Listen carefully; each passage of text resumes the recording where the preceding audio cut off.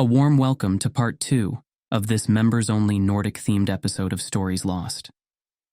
In this episode, I'll be presenting all our cases set in the Nordic countries during the 1970s. Before diving into each story, I'll share some thoughts about the events or the process of creating the episode. We'll start with the episode that brought the channel over 1,000 subscribers. The so-called Imjärvi case is a peculiar story that has a bit of everything. Unfortunately, the credibility of one of the witnesses has been somewhat tarnished, as he later claimed, among other things, that he was visited by a blonde extraterrestrial woman. After we released the episode, we came across a case from Karelia, then part of the Soviet Union, from 1978, which was in many ways a copy of the Imjärvi case. What this says about the matter, we'll leave unsaid. Either an almost identical encounter occurred not far from Imjärvi 4 years later, or someone was inspired by Imjärvi and came up with their own story. Darkness has just fallen on the small village of Imjärvi in southeastern Finland. It is January 7th, 1970, and a woman in her 70s is peeling potatoes in her kitchen when a loud knock is heard from the front door. The woman puts down the potato peeler and goes to answer the door. As she walks to the door, she wonders who it could be. For someone to visit at this time is unusual. The knocking had also been very determined. For a brief moment, she wonders if she should refrain from answering the door when she is home alone. Her 36-year-old son, Arno, is outside skiing with his friend Esko, and they don't usually knock on the door when they return home. Usually Arno barely opens the door before calling out and asking what's for dinner. Like the tender mother she is, she always makes sure that dinner is ready. Arno is a forestry worker and eats as a whole team when he returns from his afternoon ski trips in the forests around Imjärvi. But on this day she has been visiting her sister, so she is late for dinner. Her last thought before opening the door is that Arno probably will be annoyed that the food is not ready. In the darkness outside, she sees Arno standing leaning against Esko. Arno has difficulty walking, and she and Esko have to help him to the sofa. His face is red and swollen. Esko says that he is going to run over to the neighbor, who has a telephone, and call a doctor. Arno's mother, who believes that her son have had a bad fall on his skis, although she thinks it is a bit odd since he is an experienced competitive skier, tries to ask him what has happened. But instead of an answer, he starts nauseate like he's going to throw up. With great difficulty, he gets to his feet and limps out the front door. She runs after him and watches him throw up in the snow. After he finishes vomiting, he stands up to pee, and she turns back into the house.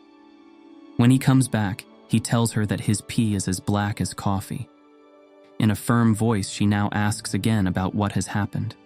Arno's face is pale as a sheet, and instead of answering, he touches his forehead and complains of a headache. Then the front door opens and Esko comes back. He tells Arno that he has found a doctor and that the neighbor will take them to the hospital. Esko takes Arno's arm and leads him out again. A car is already waiting outside. When the car drives away down the road, the mother is left with more questions than answers. A few hours later, Arno and Esko are back. In his hand, Arno has a bag of sleeping pills. When the mother points out that she still doesn't know what has happened, he answers, "You may not believe a word of this and I don't blame you, but Esko here can attest to everything." We came with good speed down the low slope before the clearing where we usually rest. Esko stopped before me and got off the trail, and I soon did the same. It was dusk, and there was no wind at all. As we stood there, we heard a buzzing sound. We both looked up and immediately saw a very bright light coming across the sky. It looked like a luminous cloud coming from the north and making a wide arc to approach from the south, while descending lower and lower. The buzzing sound became louder and louder. When the cloud stopped, we saw that it was rotating. The cloud consisted of a reddish-gray fog, which seemed to pulsate with a strange light, while wisps of smoke rose from its upper surface. We both stood still without saying a word. The cloud came slowly towards us, and when it was at about 50 feet, we saw that inside the cloud, there was a shiny metal vessel about 10 feet in diameter. On the underside, there were large hemispheres, and in the center of the bottom of the craft, a tube stuck out, about 8 inches long and 10 inches in diameter. For a little while, the object hovered still, while the buzzing continued. Then, as it slowly descended, The buzzing increased in intensity. At the same time, the red-gray cloud thinned out. Suddenly, a strong beam of light came out of the tube on the underside. The beam moved around a few times before it stopped, and a bright circle appeared on the snow. The circle was about 3 feet in diameter, and around it was a black border about half an inch wide. We stood very still at a distance of about 3 feet, while a light reddish-gray fog descended on the scene. Suddenly, I felt someone grab my waist from behind and pull me backwards. I think I took a step back, and in the same second, I saw the creature. It was standing in the middle of the light beam with a black box in its hands. A yellow light was pulsating from a round opening in the box. The creature was about 2.5 feet tall and very thin, with slender arms and legs. The face was waxy pale. I did not notice any eyes, but the nose was very strange. It was like a hook. The ears were very small and close to the head. The creature wore some kind of tight-fitting overalls of light green material. On its feet, it had boots of a darker green color, which reached up to the knees, and on its hands, white collar gloves, which reached to the elbows. The fingers curled like claws around the black box. Esco adds, "I saw it too. The creature stood in the middle of the bright light and glowed as if it had been made of phosphorus. The face was very pale, and the shoulders very thin and sloping, the arms narrow like those of a small child. I did not think of the clothing, only saw that it was greenish. On its head was a peaked helmet, shining like metal. The creature was no more than 2.5 feet tall and very thin. As we stood there staring at the creature, it turned half a turn and pointed the opening of the box at me," Arno said. The pulsating light from the box was very bright, almost blinding. While the creature remained in the light beam, a thick, reddish-gray fog descended from the craft, and large sparks began to fly from the luminous circle on the snow. The sparks were like glowing rods, about 2 inches long, red, green, and violet. They flowed very slowly outwards in long arcs. The sparks hit them, but without burning them. The fog thickened more and more, and we could not see each other even though we were only 6 feet apart. The fog finally became so thick that the creature could not be seen either. Suddenly, the beam of light on the ground melted together, floated upwards like a flickering flame, and was sucked into the opening of the craft. Then, it was as if the fog curtain was torn apart, and the air above us was empty. Esco continues. We didn't get scared, we didn't talk, we didn't do anything. But 2 minutes after the fog cleared, I felt my right side go numb, and when I took a step forward with the ski, my right foot didn't carry. I collapsed into the snow. My right side had been closest to the light. My whole right leg stung and ached, and my foot was numb as it was asleep. I couldn't get up even though I tried over and over again. I had to leave my skis behind and be helped home by Esco. It took an hour for us to move just over a mile back.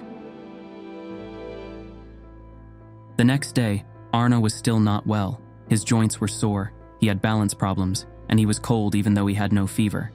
He went back to the hospital and was prescribed sedatives. The doctor assured him that the symptoms should disappear within 10 days. But Arno did not get better. He could not return to his work as a lumberjack. On January 14th, he visited the hospital again and received medication to improve blood circulation.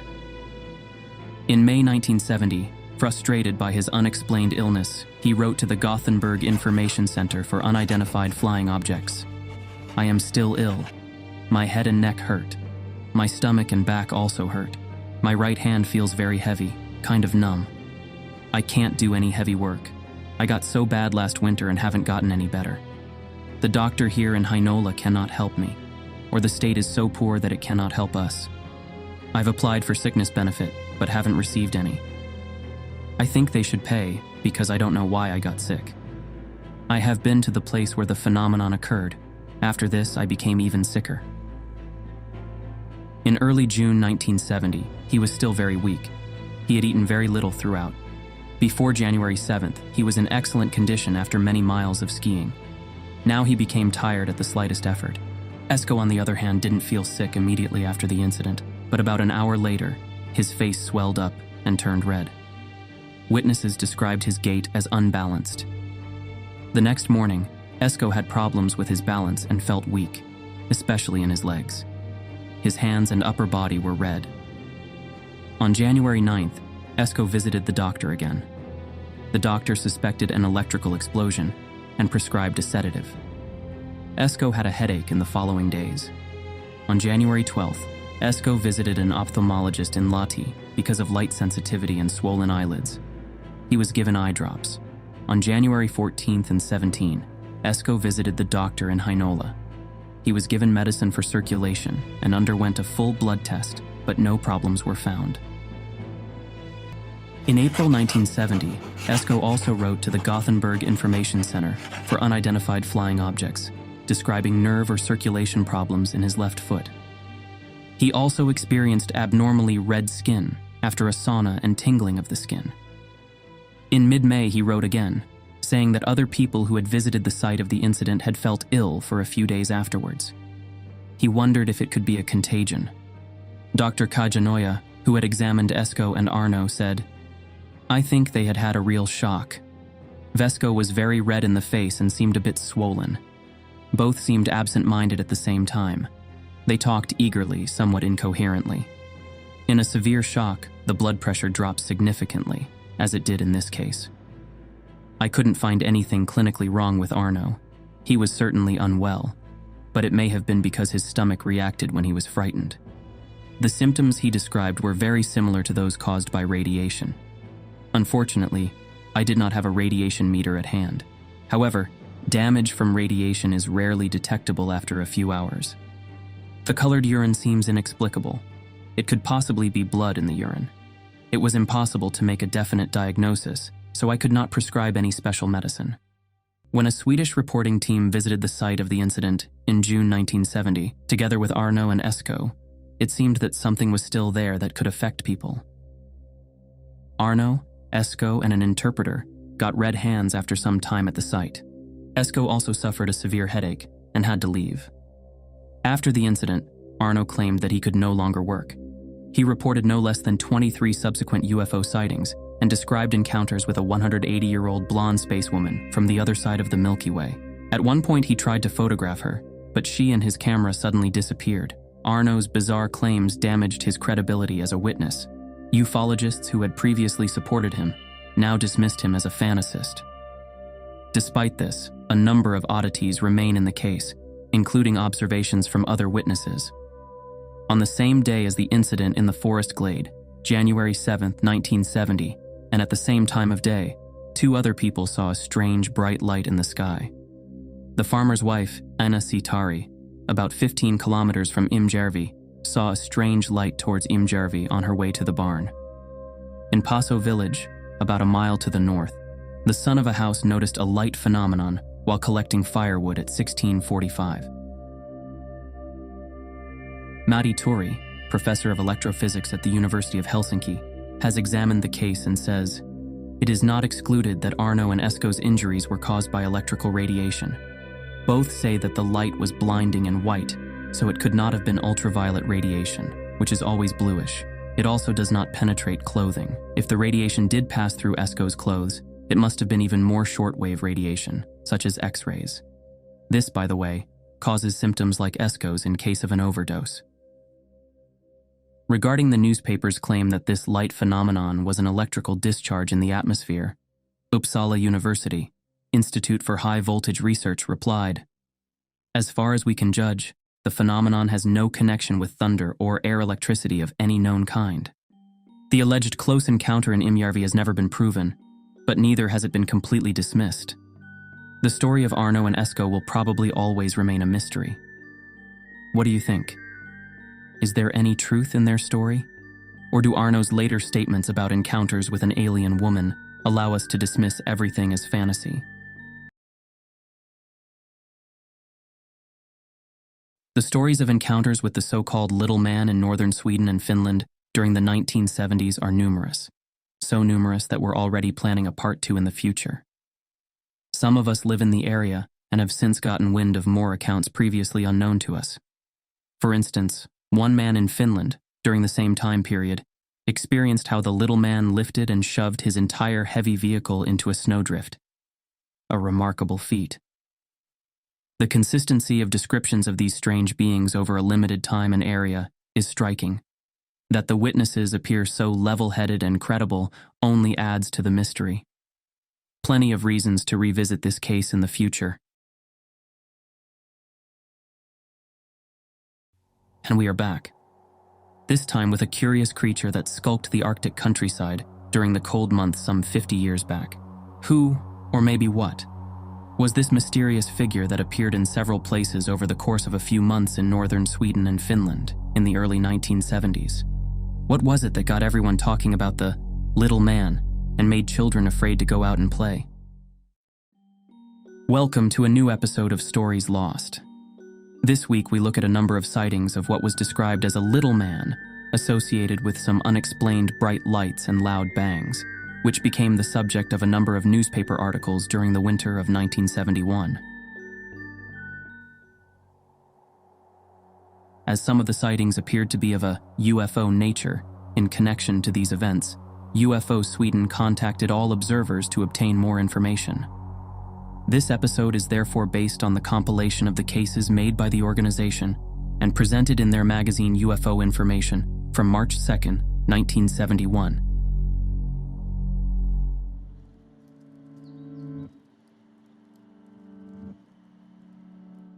On February 15, 1971, northern Sweden's largest newspaper, NSD, published an article about a strange event near the small town of Kiminki in northern Finland on February 2nd of the same year. It is 8 o'clock in the evening. Mrs. Manninen and her female friend are driving towards the city of Oulu, in the area of the small town of Kiminki.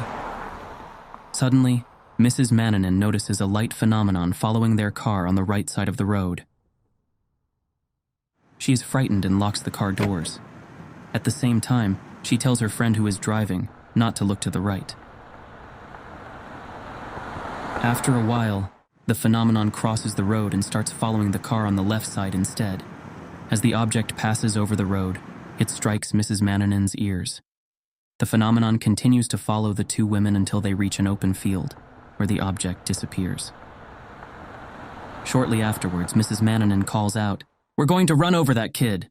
On the left side of the road, they see a strange face behind the snowbank. When the car comes to a stop, the women realize that it is not a child. Instead, a small creature, about 1 meter tall, is skipping across the road right in front of their car. The creature is wearing a helmet and a green-brown suit. Frightened by the events, the two women speed up and do not stop until they reach Oulu. Mrs. Manninen is shocked by the incident. The two ladies are described in the newspaper item as sober and well-behaved.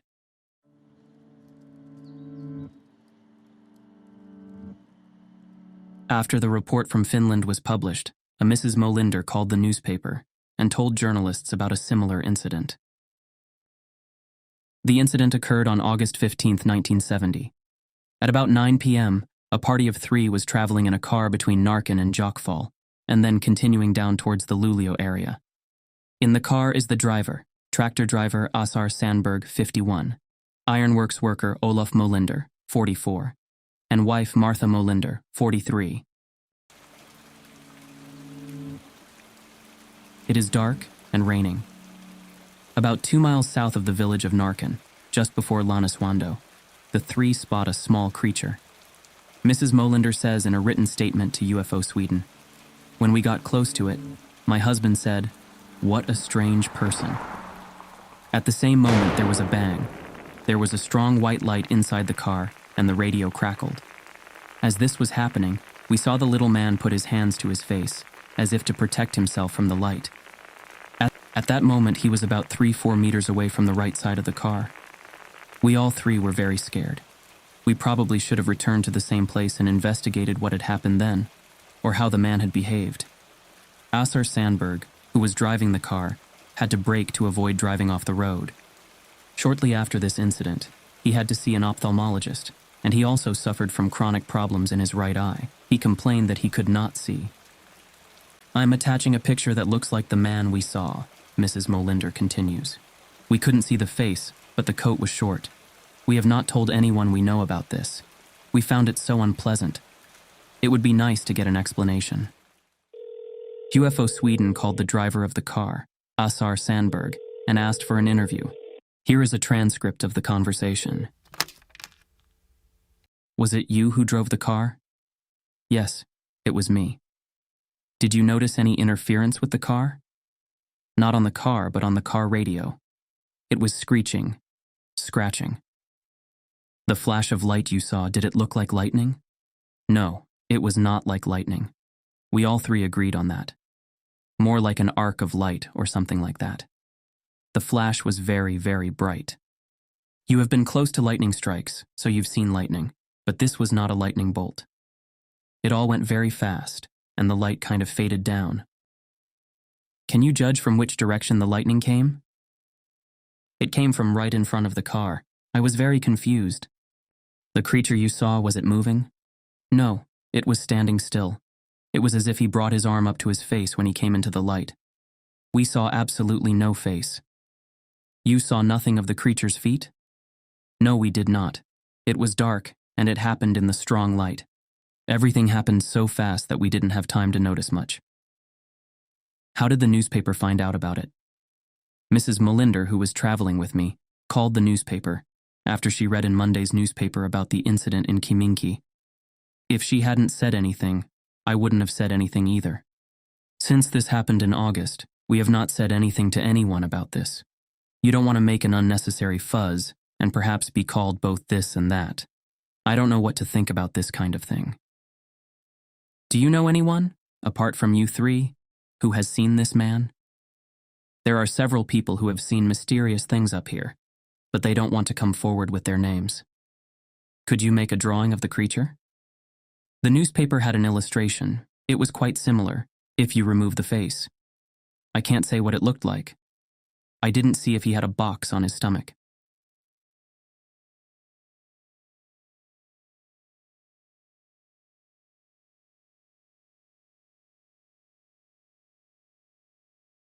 The rest of the drawing is pretty accurate. Small, scrawny, and with a raincoat-like covering. The area where you saw the creature, is it inaccessible by car? There are no buildings nearby. It is a wasteland. There are several kilometers to the nearest settlement. Have you been to the site and looked for any traces? No, and no one else knew about it, except my wife, who we told in the evening when we got home. You wondered when you saw the creature. What is that little man doing out here at this hour? We thought that perhaps it was some madman who was blowing things up or shooting. Mr. Sandberg provided some additional information in a supplementary questionnaire. A few days after the incident, I noticed that the vision in my right eye was impaired, and when I visited an ophthalmologist in September, a crack was found on the retina of the right eye. I cannot attribute this eye injury with full certainty to the related event, but I admit that the idea is stumblingly close. The ophthalmologist, Dr. Bengt Dalen, in Norrköping, states for UFO Sweden. It has long been known that eye damage can occur when viewing solar eclipses without effective protection, but not in the form of cracking, but destruction of the cells in the yellow spot. In severe cases, in lighter only swelling, which is reversible. It is also known that lightning can cause cracking of the choroid. I do not know how strong the light effect must be in these cases. Ordinary photo flashes are harmless, even for babies.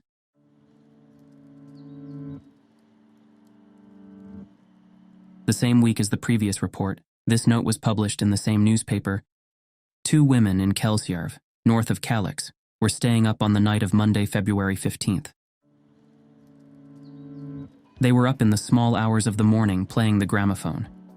By pure coincidence, they looked out of a window and saw a strange little figure on the road, some distance from the house. He was no more than a meter tall and seemed crooked somehow. It was pitch black outside, but we saw that the little man was wearing black clothes. On his head, he wore something that looked like a cap. You couldn't see his face. After a while, he disappeared. They were never frightened, but they thought it was a strange sight. There is no such small person in the area. As the women wished to remain anonymous, UFO Sweden was not able to contact them to get a more complete account.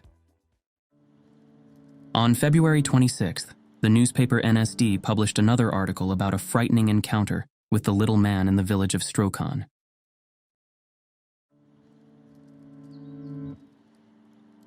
It is February 16th, 1971.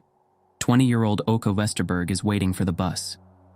It is 6 o'clock in the evening, and it is dark outside.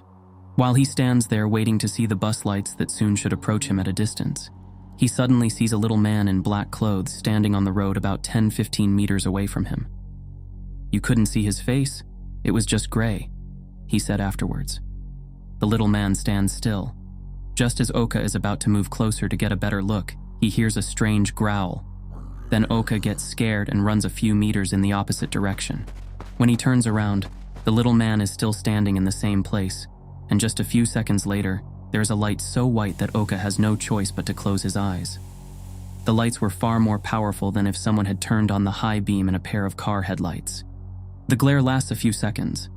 When he can see again, the little man is gone, as if he had vanished into thin air. He continues to wait for the bus. It arrives 5 minutes later, and he leaves with it. When he returns to the same place later that evening, he brings a gun with him for protection. He walks around and looks for clues, but there is no sign of the man. When he goes to bed that night, he has such severe pain in all his joints that he can't sleep. He recounts the feeling that overcame him. "Before I could finally fall asleep, I felt paralyzed in my body, except for the pain in my joints. In the morning when I woke up, I was no longer in pain." Oka Westerberg afterwards informed investigators that he got a very blurred view of the little man's clothing.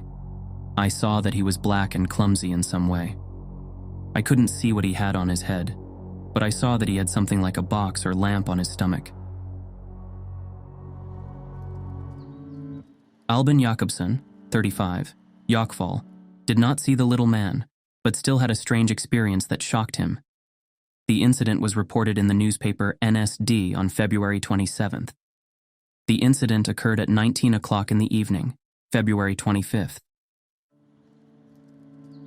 Jakobsson is on a walk on the village road when he suddenly sees a cone of light, which he estimates to be about 2 meters in diameter, which flares up at the side of the road.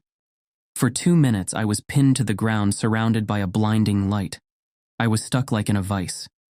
The bright light lasted about a minute. For maybe another minute, I couldn't move from the spot. It took 10 minutes after the experience before the paralysis subsided, and I hurried home as fast as I could. Until then, I had thought the story of the little man was nonsense. Now I no longer have any doubts."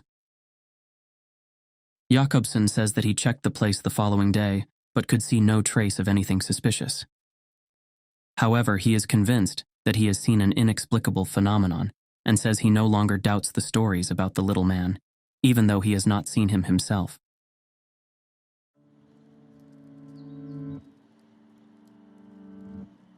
Mrs. Anne-Marie Lundback from Overkalix says that she met the little man late on Thursday evening, February 25th. She was then traveling by car between Haparanda and Overkalix. "I was driving past the restaurant 3 Shells in Tura when I suddenly saw a little man on the road in front of the car. He was wearing some kind of coat and could not have been more than 1 meter tall. He had a large lamp on his stomach and a hood or helmet on his head. I was blinded for a few seconds by a bright flash of light. It didn't last long, but when it stopped, the little man was gone too. I stayed in the car for 5 minutes, waiting and trying to see what it was. I saw nothing more. I didn't feel scared in any way as I drove on, but I am absolutely sure I saw the little man." So, 6 reports within a geographical area of 260 kilometers over a period of less than a year. But these are not the only reports of the mysterious little man. In the course of writing this episode, I have come across 3 more cases, and perhaps we will have reason to return to these in the future. Based on their investigations, UFO Sweden writes in their summary that the observers in report number 2 stand out as very credible. They have themselves been in telephone contact with 2 of the witnesses, and as far as they can judge, it is a true event, in the sense that it is clear that these 3 people really experienced what they say. As for the other events, which appeared in the tail of reports 1 and 2, they believe that the veracity is more difficult to assess. Report number 4 is peculiar in that the creature is said to have had a lamp from which the bright light would have come. However, this lamp was added to the little man's general outfit only after reports 1 and 2 were published in the newspaper, and this gives reason to believe that the information about lamps or boxes in report 4 is an interpretation on the part of the witness, because in an earlier article, they talked to a ufologist who said that these creatures are often seen with boxes on their stomachs, as for example with the case in Imjärvi, which I talk about in an earlier episode. Well, what are we to make of the little man in the north? With more than 6 reports in a limited geographical area, over a limited period of time and several news articles, we have to talk about the little man as a phenomenon, although it does not necessarily have to be something unknown to us. Finally, it must also be said that even if the observations, as UFO Sweden writes, are of a UFO nature, it also brings to mind the old-time folklore of goblins, gnomes, and witches. As usual, I'll leave it to you as a viewer to decide what you think about this case. Our only case from Denmark so far features what many believe to be a highly credible witness, a police officer. Add to that radar observations of strange phenomena, and it becomes one of Denmark's most fascinating UFO cases.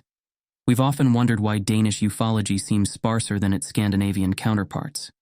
Is it the country's flat, densely populated landscape, leaving fewer isolated spots for strange phenomena? Or perhaps Denmark's pragmatic culture, where skepticism might discourage reports? While Sweden, Norway, and Finland have thriving UFO traditions, Denmark remains quieter, though not without its gems, like the 1970s police case. The question lingers. Are the skies over Denmark truly calmer, or is there work left to be done? In this episode, I will tell you a story that might never have reached the public if it had been up to the witness whether or not to release a statement. But fortunately for us, you might say, it turned out quite the opposite. Contrary to what the witness had initially wanted, the story was made public, and thanks to that we can hear it. But we must remember, the involuntary release of the story to an ever-curious public would have a major impact on the witness's life. So let's move back in time.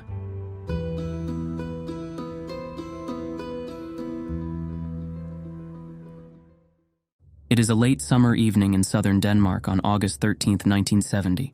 Police officer Evald Hansen Marup is on his way home from work. He is driving on a minor road about to exit onto a major one when something happens. When asked about the curious incident, Officer Hansen retells the events like this. I am driving alone in my patrol car on a Thursday night at around 10:50 p.m. Suddenly, a bright blue-white light surrounds the car and the engine stops. The car's lights go out and I realize that all the electronics in the car are shutting down. The bright neon-like light blinds me so that I can't see anything, even though I shade my face with one hand in front of my eyes. I reach for the radio, but it turns out to be as dead as everything else electrical in the car. I feel the temperature in the car rise to a pleasant warmth, much like the sun on the windshield on a hot summer day. I lean forward and see that a cone of light surrounds the car. The bottom of the cone is probably 4 to 5 meters in diameter. I look up through the windshield and see that the light beam ends at the bottom of a large grayish object. If I have to describe the craft, I can only say that it was round and about 10 meters in diameter.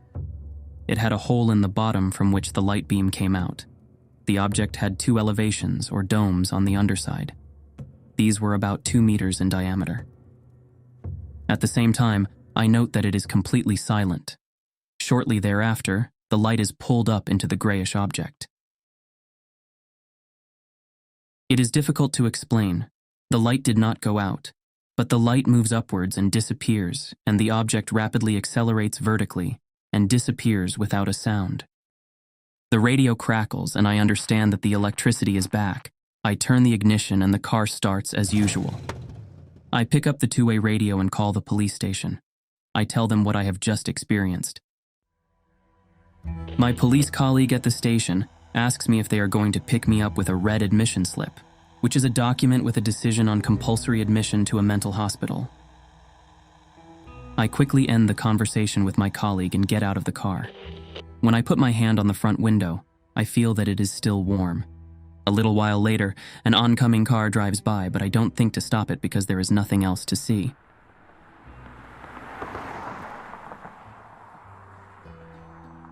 Despondent about his chances of ever being believed, at first it did not dawn on Officer Hansen that there actually could be a way to prove his claims.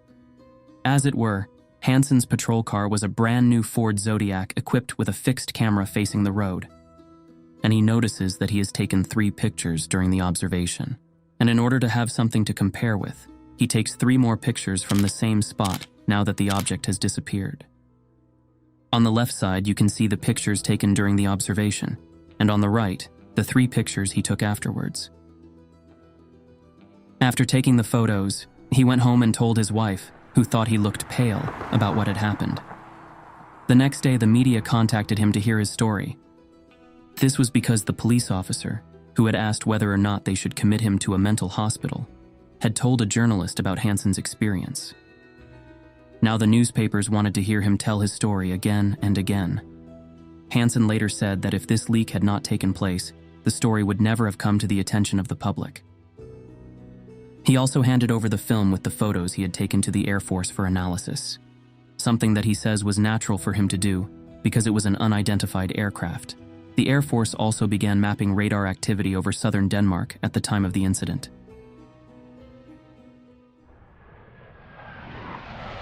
On August 16th, an Air Force officer stated in an evening newspaper that it was the landing lights of a T-33 trainer that Hansen had seen.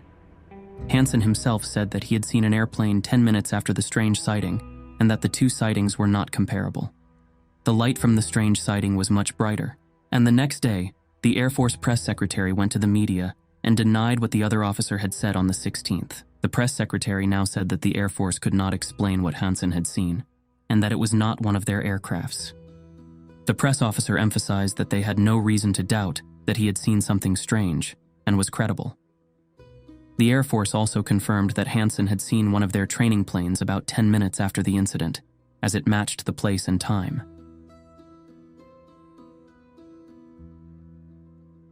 Newspapers began to fill with stories from people who had also seen a light phenomenon on the same night as Hansen.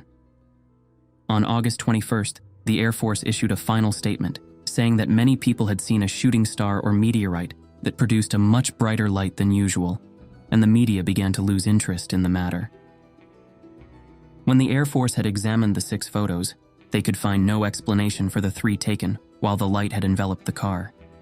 But they also added that the spot of light was not consistent with Hansen's account of a cone of light over the car. The Air Force went to great lengths to explain the incident with a series of strange coincidences. From Hansen seeing the landing lights of a T-33, to a shooting star, to a loose pin causing the car's electronics to temporarily malfunction. While these explanations may have been intended to reassure the public, they had the opposite effect, as it appeared in the eyes of the public that the Air Force was trying to hide something.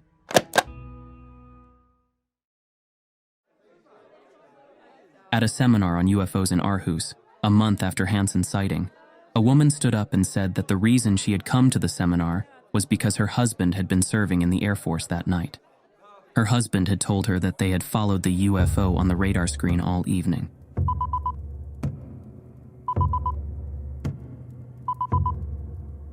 In a letter to a Danish UFO organization 2 years after the sighting, Hansen wrote, "One thing my sighting has taught me is to keep quiet. Under no circumstances do I want to go through the same brainwashing again.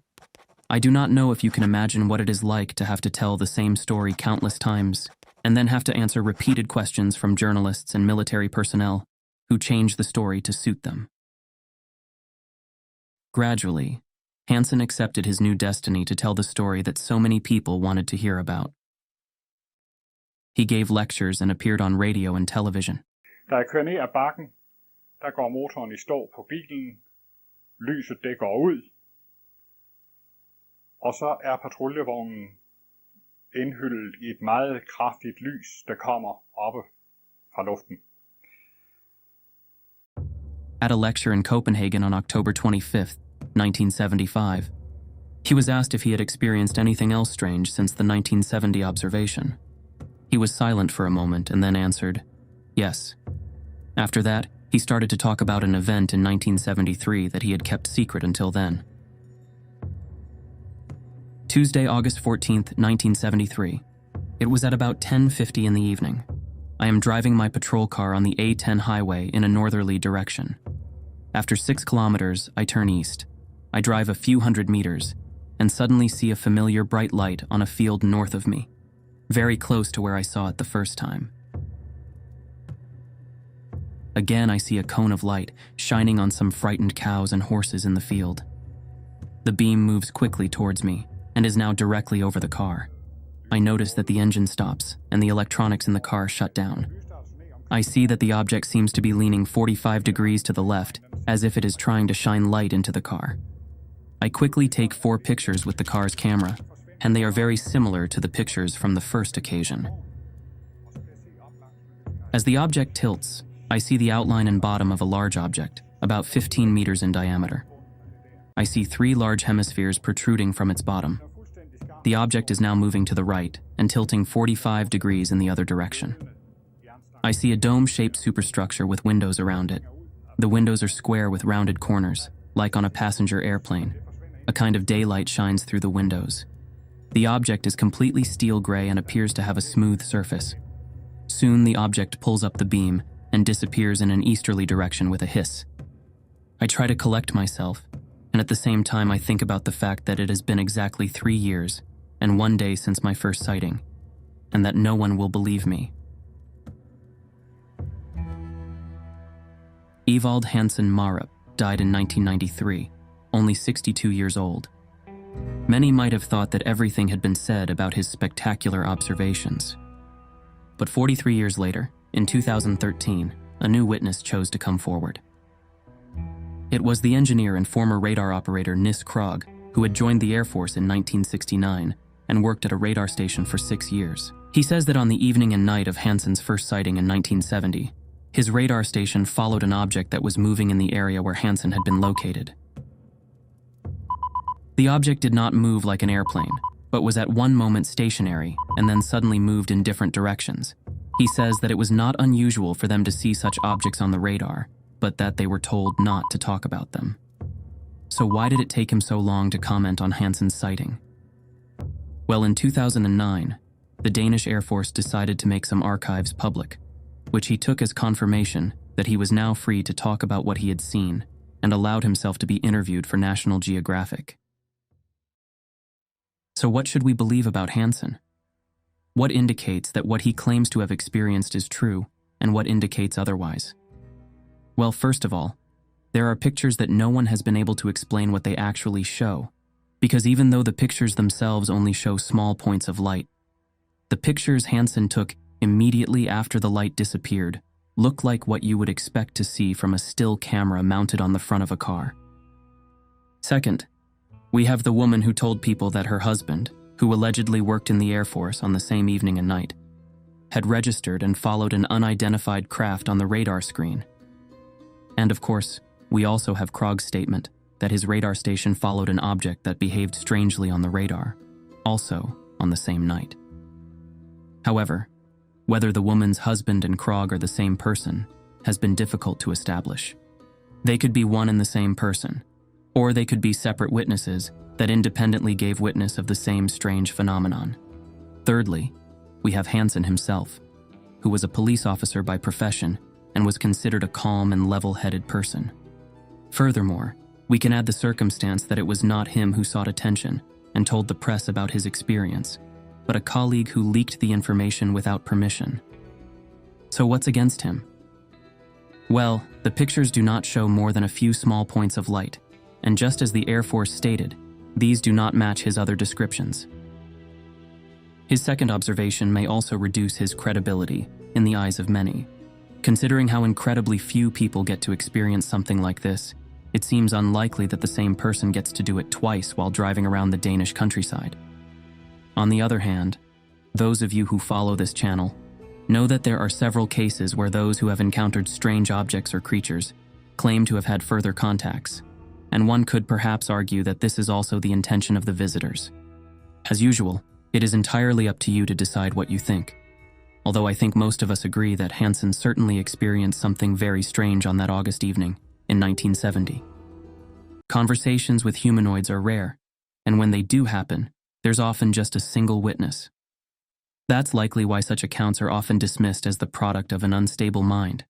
But here at Stories Lost, we choose to listen closely and with an open mind.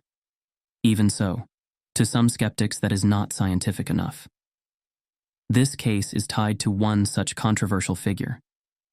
Carl Axel Johnson was a ufologist with a colorful background that included jobs as a chauffeur, radio and TV repairman, carpenter, waiter, janitor, park ranger, and even an illusionist. By 1970, he became the driving force behind the creation of a national organization to unite UFO enthusiasts and groups across Sweden, the National Organization UFO Sweden. Johnson's work made him a high-profile figure in the field, but not without controversy. His efforts to legitimize UFO research sparked both admiration and fierce criticism, leaving many skeptics blood boiling. We experienced this tension firsthand when his name came up in relation to UFO Sweden. Johnson's open approach, which often accepted verbal testimony without substantial evidence to back it up, was a particular point of contention that was not forgiven decades later. What do you make of this case? Should it be dismissed and buried, or should we entertain it seriously? In the quiet town of Smolenstinar, an otherwise ordinary evening on August 16, 1973, turned into a night of confusion and fear for one Mr. Gunnar Carlson. As dusk settled, what began as a simple moment of smoking by his kitchen window led to an encounter with something inexplicable that would alter his life. Another man would encapsulate Gunnar's story and report it in the 6th issue of UFO Sweden's magazine of that same year, 1973. Carl Axel Johnson, columnist for UFO Information, founder and chairman of UFO Sweden, took on the task of investigating Carlson's account, and in the issue from 1973, he sketches a detailed narrative of an ordinary man confronted by an unknown and life-altering phenomenon. What Carlson experienced that night and the subsequent weeks left him and his loved ones searching for answers and wrestling with the washback effects of trauma.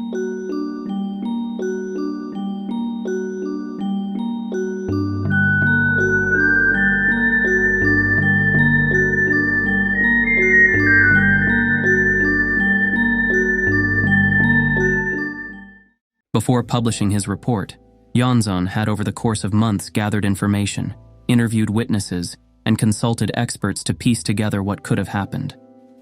Carlson's encounter with an unseen force, which caused physical sensations and psychological distress, have puzzled both those close to him and the professionals involved, as Mr. Carlson struggled to return to a state of mental equilibrium. When freelance journalist Carl Axel Johnson finally sits down to synthesize the information and type down key events, it is with the chilling awareness of what the consequences of being a witness to more than what the psyche can withstand could bring. It is not only what the witness experienced that needs to be told, but what happened to the witness after he experienced it. On August 16th, Gunnar Carlson was sitting in the kitchen, having a last cigarette before going to bed. Dusk was settling over the community, and Carlson sat at the kitchen table with his back to the window. He looked out towards the road and the neighboring houses when he suddenly got the feeling that something lingered in the upper left corner of the window. When he directed his gaze there, he saw something that resembled a car roof, or possibly a disc-shaped object. It was 10:15 p.m. when he made the observation, he recalls. I was so surprised that I can't exactly describe what the object looked like, he says. But it was the same color as our pots, roughly like aluminum. There wasn't a sound, and I couldn't make out any details in the half-light. The surprise must have also contributed to me not noticing details. Gunnar Carlson readily admits he was scared. The impressions were reinforced by the fact that the strange object seemed to emit invisible rays that grabbed his back and pulled him upwards.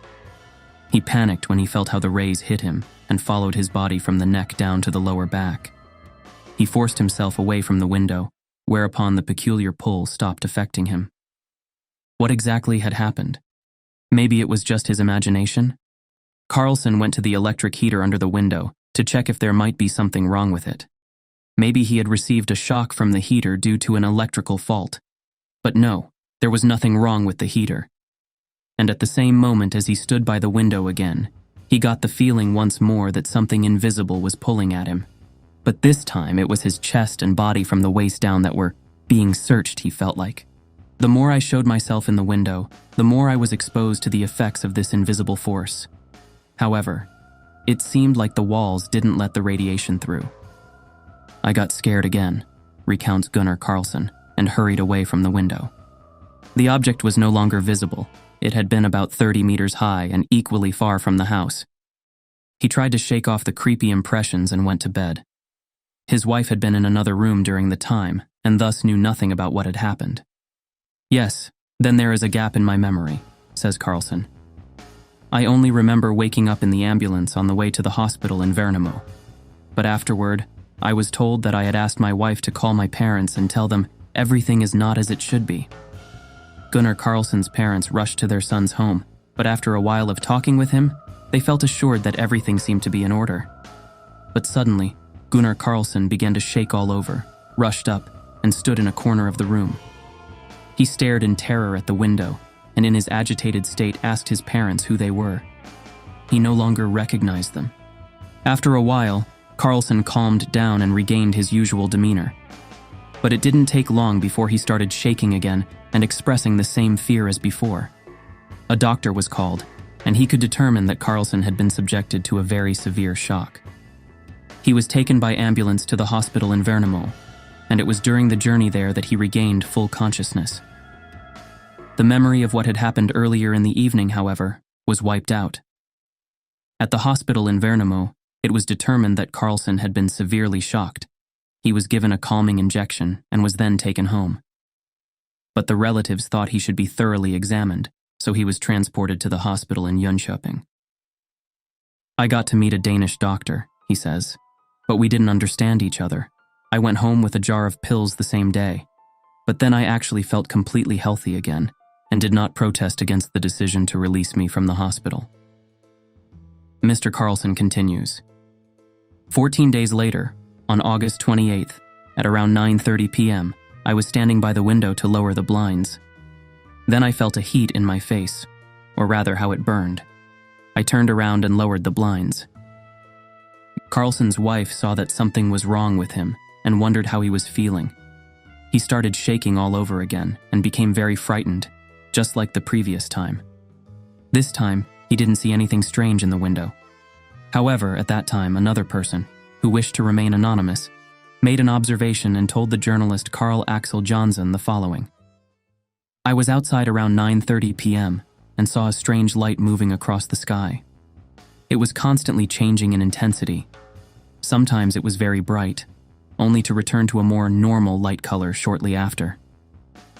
The witness to the event lives about 150 meters from the house owned by Gunnar Carlson. At this time, no sound was heard either, which rules out the possibility of a regular aircraft, which would have been perceived at the given distance by a person with normal hearing. Carlson was, as mentioned, very frightened by the strange phenomenon at the window. He called his parents, feeling it would be safe to have them nearby. He told them he couldn't stay home and had to go somewhere. On Friday, August 29th, he was taken to the hospital in Jönköping and stayed there for 3 weeks. During his stay at the hospital in Jönköping, Carlson did not undergo any actual treatment. However, a number of tests were taken, but nothing wrong was found. Initially, they suspected some bleeding in the head, but everything seemed to be in order. The doctors could only state that he must have had an unusually strong experience. The female psychologist consulted by Carlson also could not help him sort out the story. She dismissed the talk of flying saucers and said that such things do not exist. He got leave on Fridays to visit home during the weekends. At around 9 p.m. one Friday evening, the strange feeling of being sought by something returned. Carlson was just about to drive the car into the garage when he got the sensation of being scanned, as if by the beam of a flashlight. It felt like his body was vibrating in time with the scanning. Carlson immediately turned around and drove to his parents' house. On Saturday evening, he was home again, and went to bed around 11 p.m. Now the strange phenomenon manifested itself again, and Carlson called for help. A little later, something happened that he finds strange. I had just fallen asleep when suddenly that feeling came over me, that something was seeking me. I didn't wake up completely but found myself halfway between sleep and wakefulness. I called for my father and took my wife's hand and squeezed it very hard. My wife later told me that I really did call for my father. Suddenly I felt like I was sitting at a table, and opposite me was a darkish man with short hair and wearing brown clothes. We sat and looked at the beautifully red-colored sky through the window. We could see a craft that looked like the one I saw the first time. I asked the man opposite me how fast such craft could travel, and I remember the answer: 7,230 times the speed of sound. Yes, then the image disappeared. Gunnar Carlson says he still feels scared and uncertain when evening comes, and he looks at the interviewer as if he fears not being believed. But personally, I think he has given a very genuine and honest account of what he experienced on an August evening in 1973, concludes investigator Carl Axel Johnson, and continues to report on the other actions of inquiry that were conducted. We turned to psychologist Ingvar Mortensen and asked him for a comment on this related case. Since he himself has not met the main person in the events, he reserves himself to some extent and admits that the characterization may be somewhat general. My contact with the case is limited to listening to a tape recording of the interview with the man, and my comments can therefore only be quite general. After comparing my impressions with the interviewers, I dare say that the man seems credible and solid. It does not seem likely that the story would be fabricated. The man has experienced an event that shook him deeply and left certain after effects. When the man saw the craft, he was by the kitchen window, and he got a strong feeling of discomfort and fear. The feeling was intense, and he felt he had to get away from it all. This feeling of discomfort has returned several times. It is likely that after this first experience, he developed a phobic reaction. This reaction is primarily tied to the area around the kitchen window, but also to other parts of the home. Compare, for example, elevator phobia, where a similar feeling occurs in all elevators and elevator-like small rooms. The purely physical sensations of discomfort come from the so-called autonomic nervous system, which reacts in a largely involuntary way. Phobias often tend to decrease in strength over time, especially if they stem from a single experience, but they can also be treated with psychological methods. Mr. Carl Axel Johnson cuts of his comments here and leaves us to reflect on the potential veracity of such a testimony. It would be easy to assume that nowadays, modern neuropsychologists would be able to disprove alien encounters, testimonies as histrionics or play acting. This is actually not the case.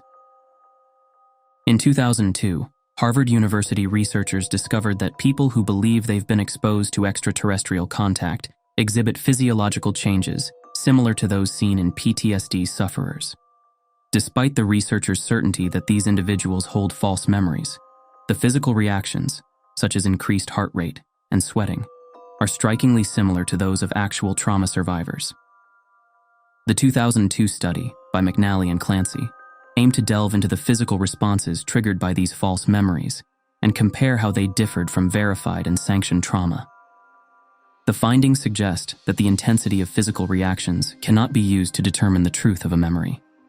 Whether the trauma is real or imagined, the body's response, elevated heart rate and sweating, remains equally intense.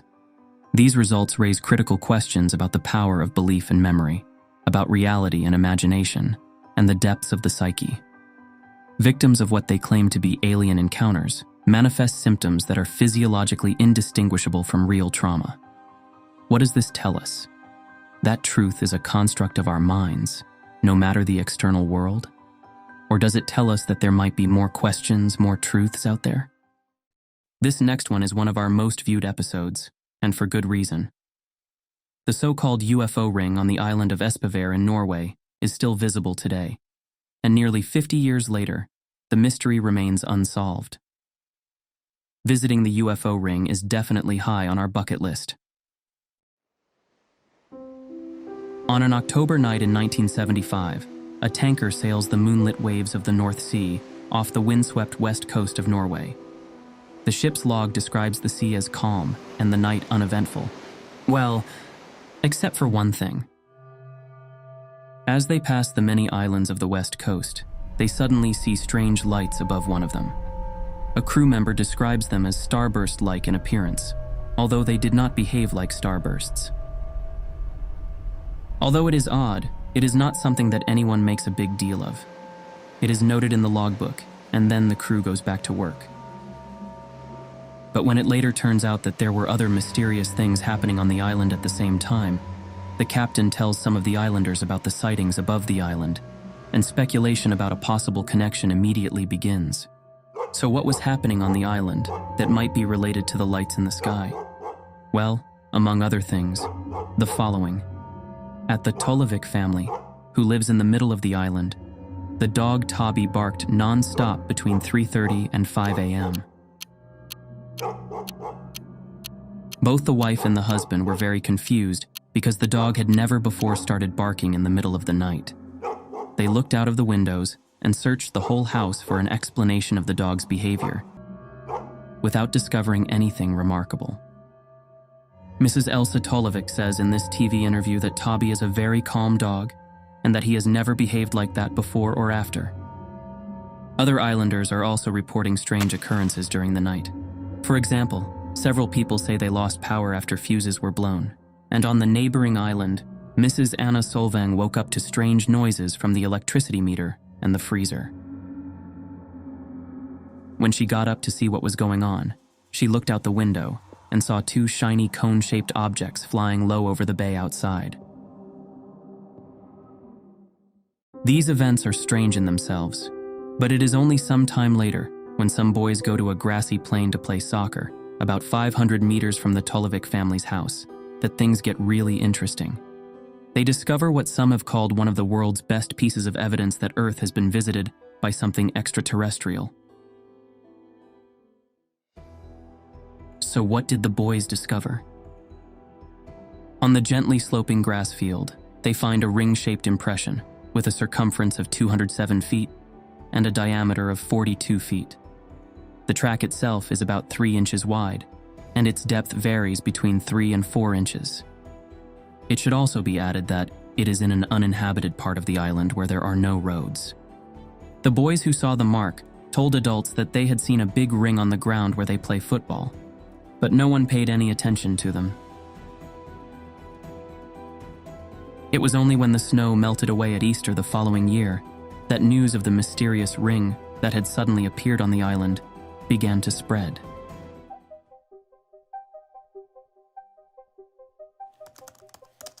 On April 22, 1976, a newspaper in the nearby town of Bergen carried the headline, "Visits from Alien Planets."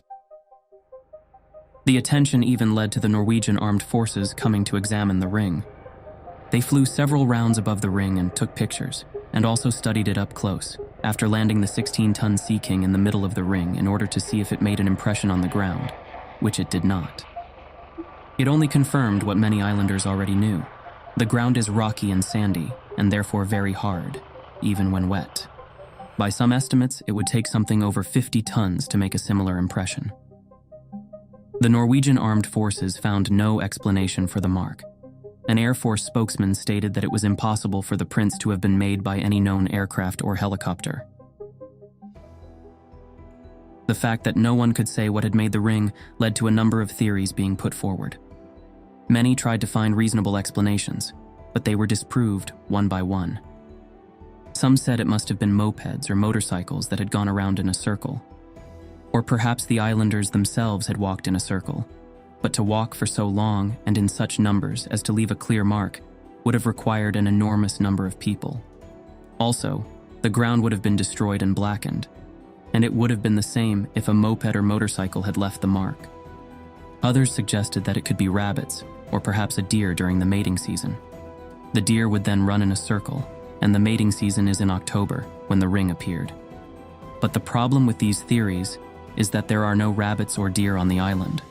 Or as someone put it, it would be a bigger sensation than the ring itself if a deer managed to swim out to the island. A few weeks later, however, according to a Bergen newspaper, the mystery had been solved. Dr. Ekblad of the Bergen Botanical Museum was convinced that mushrooms must have made the mark.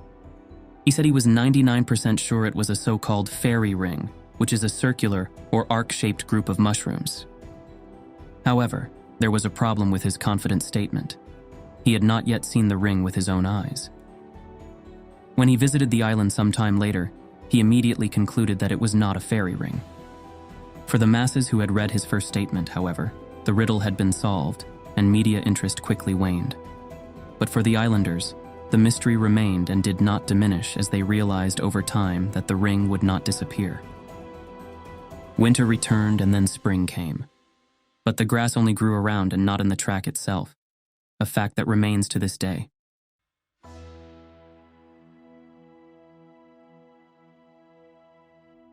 Things would get even stranger when, in the spring of 1979, 3 years after the first sighting, new prints were found in the same place. Representatives from the Norwegian UFO Center visited the site in June, after hearing rumors that a new print had been found at the same location as in 1975. And sure enough, the rumors turned out to be true. On the eastern end of the old print, there was a new one. It was roughly the same size, but must have been made during the winter when the ground was frozen, because the new print was only visible on the eastern part of the old one. Today, less than 100 people live on the island. There is a shop, a bank, and a restaurant, but the school is now closed. The ring is frequently visited by hikers during the summer months, and it has always been a gathering place for islanders every midsummer. In recent years, it has also become a tradition to meet at the ring to boil eggs for Easter. Of course, it is a good thing for a small island with less than 100 inhabitants to have such an attraction, and we should not deny that the islanders have welcomed this asset. But who can blame them? October 2025 marks the 50th anniversary of the discovery of the ring, and to this day, there is no answer as to how it was created. The only thing that seems certain is that the ring will be around for at least as long. Are the stories of strange lights above the island and barking dogs post-event retrospection? Or are they recreations of facts related to the creation of the ring? Or was it something otherworldly that landed on that island on that fall night in 1975? A chipped windshield is enough to give most car owners anxiety, but imagine yours being completely shattered. Not by a stone, but by a massive fireball that turns into a flying saucer. Viewers had a lot of fun commenting on how impossible this event must have been to explain to an insurance company, and we can't help but agree. As we're now compiling this episode, we're also following with interest the ongoing mystery of drone sightings reported in New Jersey. These drones have been seen flying with their lights off and seem to evade detection by conventional methods like helicopters or radio signals. The parallels to this case are intriguing. Unidentified objects moving with precision, avoiding explanation, and leaving witnesses baffled. Whether drones or fireballs, these mysteries remind us that there is still much to uncover in our skies. Welcome viewers to another episode on Stories Lost. On October 29th, 1970, something extraordinary occurred in Norway that garnered significant attention, leaving people baffled and intrigued. Swedish consultant Reidar Salvason was traveling home after a business trip when he encountered a mysterious object. What began as a routine drive quickly turned into an event that would spark investigations, media interest, and scientific inquiry. UFO Sweden, having learned about the case early through press clippings, has since gathered extensive details about the incident and its aftermath. After corresponding with several people involved, they were able to piece together a detailed account of what happened. On October 29, 1970, Salvason was driving home to Kristiansand from a business trip to Stavanger at around 4:40 p.m. As he passed the small town of Helleland, dusk had just set in, and a light snowfall had begun. He turned on his parking lights and was deep in thought when, about 3 kilometers past Helleland, all of a sudden, he was hit by an unbelievably bright light.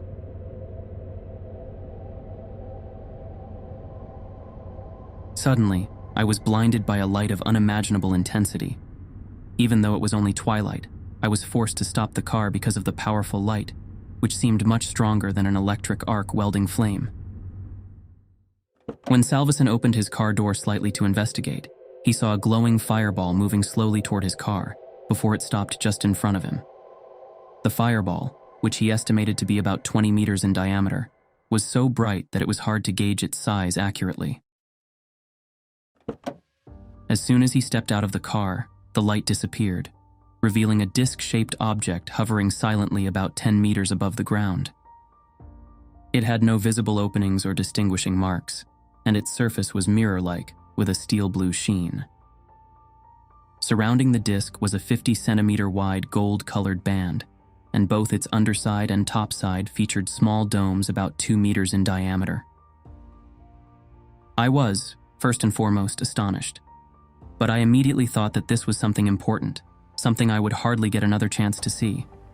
So I took out a piece of paper and a pencil from my pocket and began noting down my observations. By comparing it to the size of the car, I could estimate the machine's diameter to be about 10 meters. In the same way, I judged the height it was at. The object's thickness was harder to estimate, but I assume it was about 3 to 3.5 meters at the thickest part in the center, and about 50 centimeters at the outer edge. Salveson quickly began taking notes, carefully recording details of the object's size and appearance. As he observed the object, he felt no fear, only astonishment. He didn't notice any signs of life, vibrations, or sounds, and despite closely inspecting the craft, he found no doors, windows, or antennas. While continuing his observations, Salveson suddenly felt himself knocked off balance, though he didn't experience any pain or pressure. He managed to catch himself with his hand as he fell. I was standing near the open car door, taking notes while observing the object. The car engine was off. Without noticing any kind of physical pain or pressure, I was suddenly knocked halfway over. I caught myself with my right hand, preventing a full fall. At this point, the object was still completely motionless, and I didn't even feel a breeze. But just as I fell, I heard the characteristic sound of the windshield being pushed in. As is typical with shatterproof glass, the window was pulverized, and most of it ended up inside the car. The car door was still open at this point. Almost simultaneously with me scrambling to my feet again, the object shot upwards in a flash. Within 2 to 3 seconds, I caught a glimpse of it as a single streak in the sky. I estimate its height at that moment to be about 1,000 meters. It was then surrounded by a powerful light and disappeared the next second. Almost immediately after Salveson got back to his feet, the object shot into the sky in a flash. He caught a glimpse of it ascending at incredible speed before being enveloped in light and disappearing from view. Regaining his composure, Salveson examined his car. After collecting myself a bit, I removed the rubber seal where the windshield had been and emptied it of the last bits of glass. I checked the time and realized I needed to hurry to reach Uland before closing time. I arrived there at exactly 5 p.m. and got a piece of plastic to replace the windshield. That way, I managed to reach Kristiansand later that evening. In the days following the event, Salveson noticed some unusual physiological effects. Immediately after the sighting, he had a strange numb sensation in his tongue and parts of his face, similar to the feeling after dental anesthesia. He also suffered some minor scrapes on his hand from his fall. In a later interview, Salveson admitted that the intense light left him temporarily blinded. For 2 to 3 days, he could barely see, especially in daylight, and the whites of his eyes were red. This sensitivity to light persisted for about a week. Salveson also found a round, dull spot on the roof of his car after the incident. Though he didn't think much of it at first, samples of the paint and glass were later sent to Oslo for scientific analysis.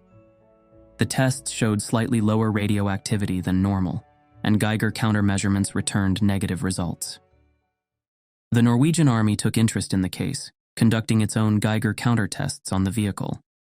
Additionally, the Air Force confirmed that no flights had been operating in the area at the time. Salveson's credibility as a witness was thoroughly examined by local media, particularly by Kristiansand's Tidende and its editor, Halvor Toreskas. Toriskas vouched for Salveson's credibility, noting that he was cautious about sharing his story with the press. Initially, Salveson had even declined to speak to a reporter, choosing instead to report the incident directly to the police. It was only with the police chief's permission that Toriskas was able to publish the story.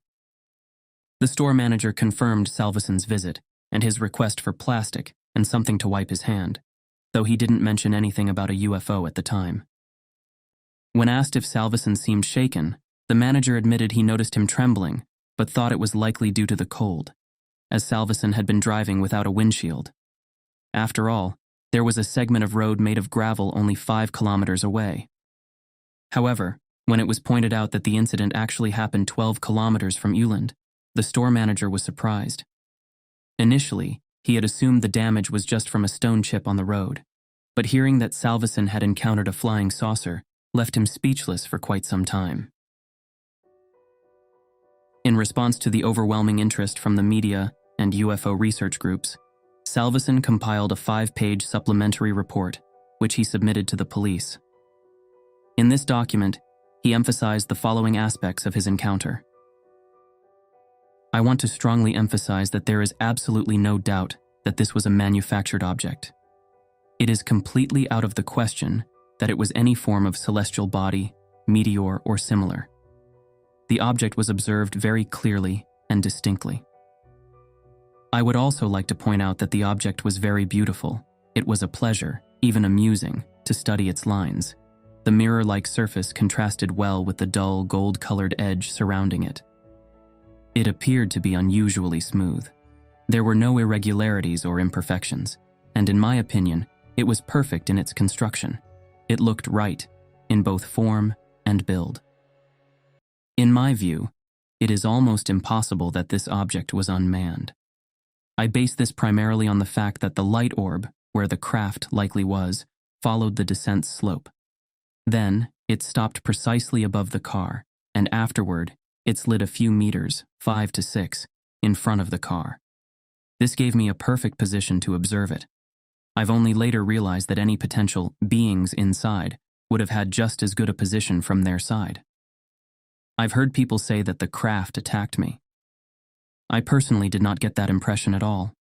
I stood still, taking notes and observing it, without feeling any fear or dread. I was initially just astonished by what I saw. I would really like to experience it again, and ideally see a landing up close, but the chances of that happening are probably minimal. I do wonder about what the contents of the craft were. In the end, Salveson remained convinced that what he witnessed was no natural phenomenon, but a crafted, controlled object. For him, it was an experience unlike anything he'd ever encountered, one that left him curious rather than afraid. Despite the rumors, he stood firm in his belief that whatever it wasn't out to harm him. One of our earliest episodes, and perhaps a little cringe in terms of editing, but the case itself is fascinating. Thanks to input from our Finnish viewers, we now know the translation at 220 should be Hertz, Hertz, light, light, which makes much more sense than what we originally included in the episode. We know how important it is to be as accurate as possible in our translations, but sometimes we slip up. That's why we're incredibly grateful to the community at large for stepping in and helping us make them more precise. Your collective insights ensure we tell these stories as faithfully as possible. It is Friday, November 12th, 1976. 7 teenage boys are at an abandoned cabin in a forest on the outskirts of the town of Oulu in northern Finland. Suddenly, one of them asks, "What is that?" and points to the northwest sky. There, behind some trees, is a strange light. It is light yellow in color with a slight bluish tint.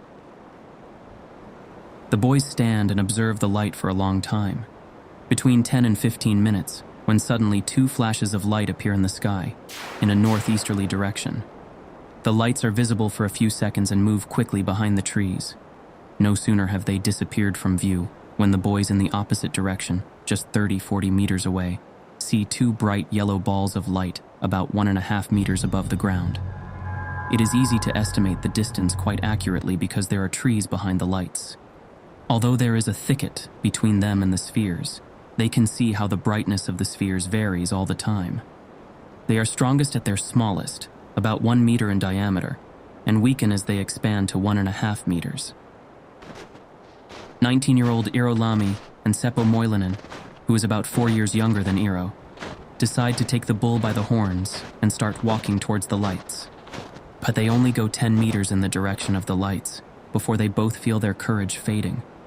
They turn and walk back towards the other boys. Eero barely has time to turn around before he sees a light right in front of him. At the same time, he feels a severe pain in his chest. His eyes turn red and then black. A roar of pain is heard from his mouth before he collapses on the ground, lying on his back with his hand folded stiffly across his chest.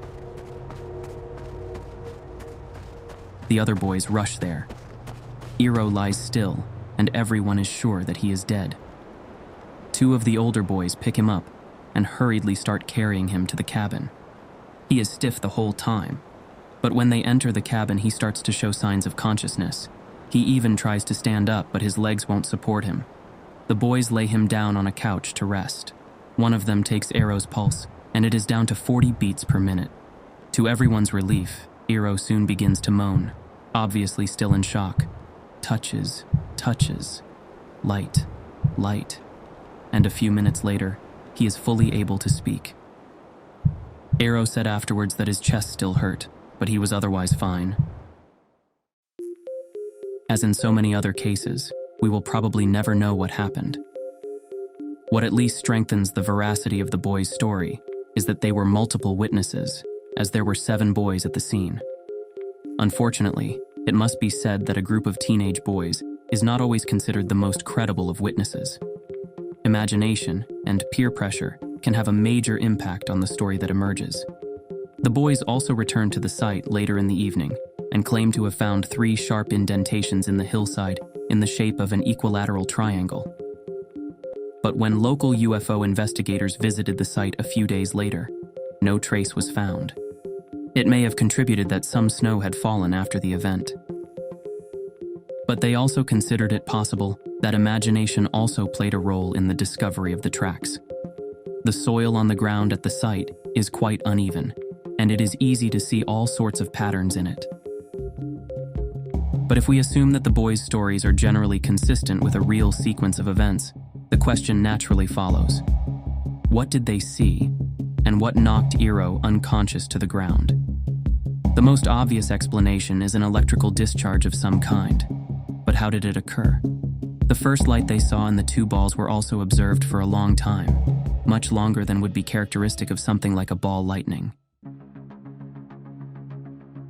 Close to Oulu is Puhdasjärvi, where a large number of light phenomena, or flying objects, were observed in the late 60s and early 70s.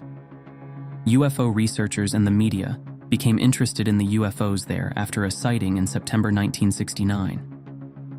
On the night of 8th of September, a taxi driver and his passengers observed more than a dozen football-sized flying lights over the course of half an hour. The lights varied in color, direction, and speed. Elsewhere in the area, there was a report of a very bright light illuminating a bedroom. And a large light was also seen inside a cloud by dozens of cars leaving a dance hall the same night. After these events, UFO researchers from other parts of Finland and Sweden visited the area. And during the winter of 1971, many light phenomena classified as UFO sightings were seen there. On January 19, 1971, a snowplow operator saw a red object descending over the treetops. At home, he reported the sighting to his brother, who rushed out with a rifle and fired at the object from a distance of 400 meters. The light disappeared, but after a while it reappeared in the sky. One night, a truck driver saw a round ball of light. He jumped out of the truck and took this photo.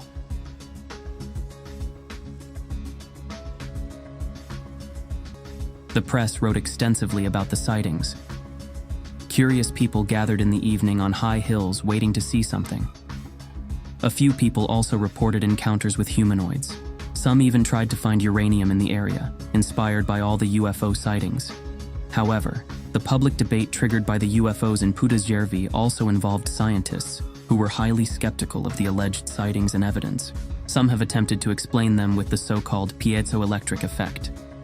If compression occurs in quartz-rich rock like there is in Puhdasjärvi, It may generate a strong electric field through the so-called piezoelectric phenomenon. If the electric field is strong enough, it changes the electron state of the atoms. After some time, the electron states are restored, and electromagnetic radiation is generated, such as infrared radiation or light. Piezo light is expected to occur in earthquake areas with strong stresses in the bedrock, and in Pudasjärvi, there is an ancient fault line and boundary between different rock types.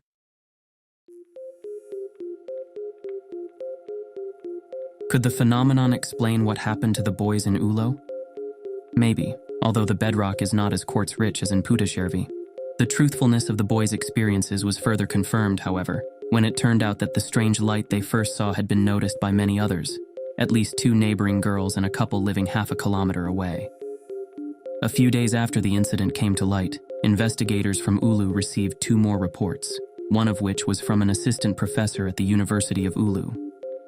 Oulu's mysterious light is mentioned on the website of the Finnish UFO Research Association as one of Finland's most famous cases. Unfortunately, it has been difficult to find any more sources that could shed further light on the event.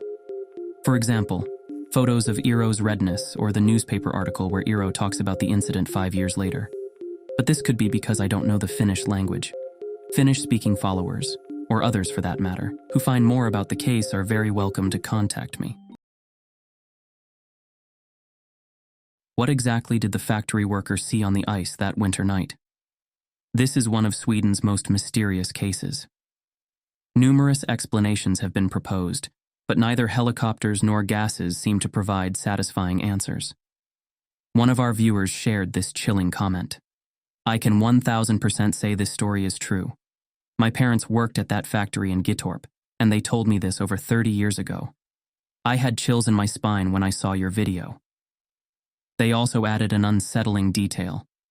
As far as I know, part of that factory blew up not many days after the UFO incident. One person died, and another was permanently paralyzed. It happened during lunchtime. To our knowledge, there are no widely documented reports of major explosions at this facility during the 1970s. While industrial accidents can occur in such settings, specific incidents from that decade at Gittorp are not prominently recorded in available sources. For more detailed information, it would be necessary to consult local archives or historical records related to the factory's operations during that time. We would be deeply interested to learn what those records might actually reveal. Whether coincidence or connection, stories like this only deepen the mystery surrounding the case. Welcome to another episode of Stories Lost. This week we go to the middle of Sweden and Lake Vikern. A lake that looks like any other lake in central Sweden, but that's only on the surface. The thing that makes Lake Vikern different from other lakes is that there are very high levels of mercury in the fish and sediment, indicating that rocket fuel, among other things, has been produced near its northeastern shore. It was the Swedish genius chemist and industrialist Alfred Nobel's company, Nitro Nobel, that had its factory here. A factory that in its heyday employed more than 1,000 men and women. Little did anyone know that the factory, established in 1915, would be the scene of a very curious incident over 60 years later. A mysterious event in the winter of 1976, which, despite the existence of physical evidence, remains a mystery to this day. But let's start at the beginning.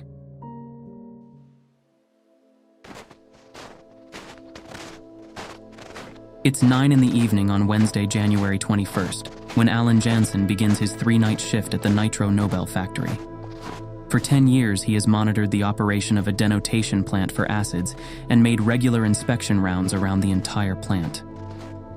For the magazine UFO Information No. 2, 1976, Alan retells his account of events. I am very familiar with the place and notice immediately if something unusual happens. Sometimes we see, for example, test firings with flash grenades from the nearby weapons factory, which means that I am also familiar with these phenomena. The evening in question, after his second inspection round of the factory, Alan sits down in the coffee room overlooking the nearby Lake Vikern. At 10:25 p.m., he puts his gloves back on to go out for his third round of the evening. The previous 2 rounds were uneventful, so he expects nothing different this time. So he closes the door behind him and sets off. Even though the temperature is nearly 16 degrees below 0 Celsius, he doesn't feel cold. That day there is no wind, and it is both still and cloudy, but when he turns the corner of the factory building, he immediately sees something strange. Far out on the frozen lake, he can see shining lights.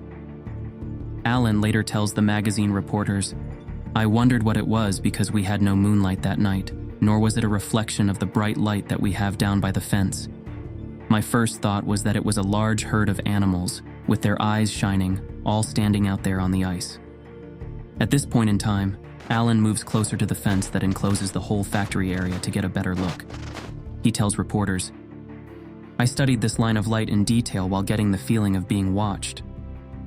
I was now about 100 meters away from the lights. As I adjusted my eyes to the new vantage point, a very large dark object appeared standing on the ice. It resembled a giant cheese or a round snuff box, but with slightly rounded edges. The height of the object I perceived as a maximum of 120 centimeters, and its diameter to about 35 meters. Along the entire top of the object, Alan sees 12 to 15 square openings. From these openings, which he estimated to be about 30 centimeters in size, it emits an unusual yellowish-white glow that is not reflected on the ice. I kept repeating to myself what it was I was seeing out there on the ice. At the same time, I had my work to do. I didn't dare call anyone and tell them what I saw. I was afraid of being laughed at, especially if it turned out that I had seen something wrong. I decided to keep quiet and keep what I saw to myself. Therefore, Alan continues his third inspection round, without any further action on his part regarding the light on the lake. However, it was not something that he was able to put out of his mind. Over the next few hours, he steps out of his office for inspection on average 3 times an hour to look at the object, and it remains in the same place. Even the light from it remains unchanged. The last time he sees it is just after 3 in the morning on January 22nd. When he goes out at 4, the whole lake is dark and the object is gone. When the morning comes, and with the shift change, he keeps quiet about his observation during the night. On the next 2 nights, January 22nd and 23rd, when he makes his inspection rounds, he sees nothing on the ice, and he becomes more and more certain that his imagination had played tricks on him. His decision not to tell seems to him to be an increasingly good one. After 2 days off, on January 26th, he goes on an afternoon shift. Just before 1 in the afternoon, he walks down the hill from the parking lot to his workplace. When he looks out again at the lake in the direction of the place where he saw the lights a few nights ago, he stops. Suddenly, the sightings he had made earlier no longer seemed like fantasies. Out on the lake, he sees a large and strange ring on the ice.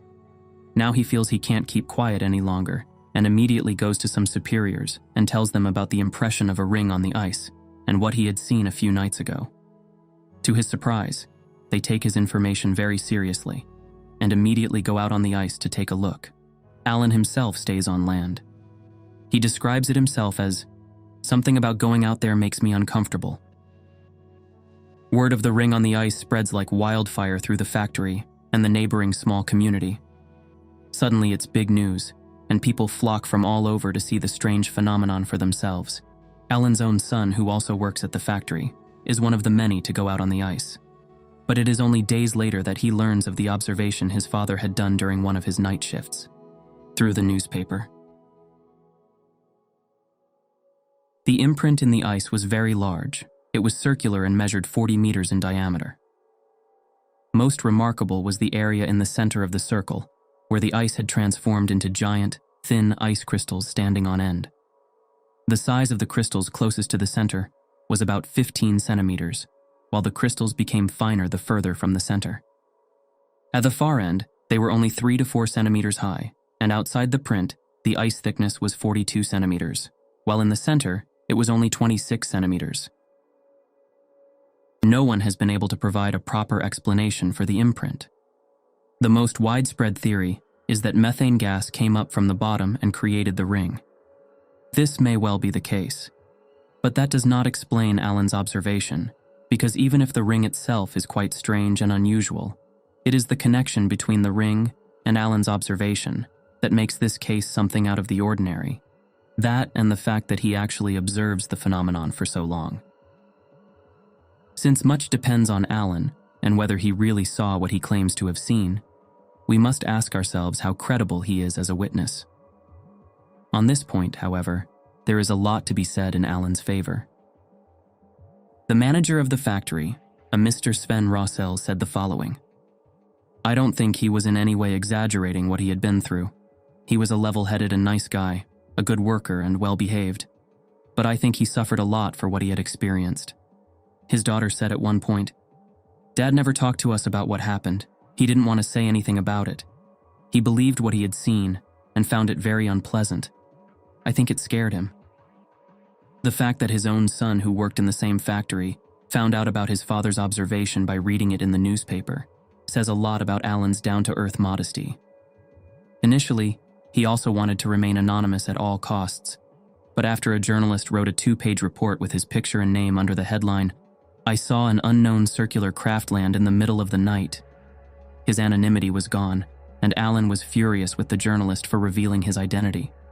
We can therefore say with some certainty that if the ring on the lake had never appeared, he would probably not have told us about his observations.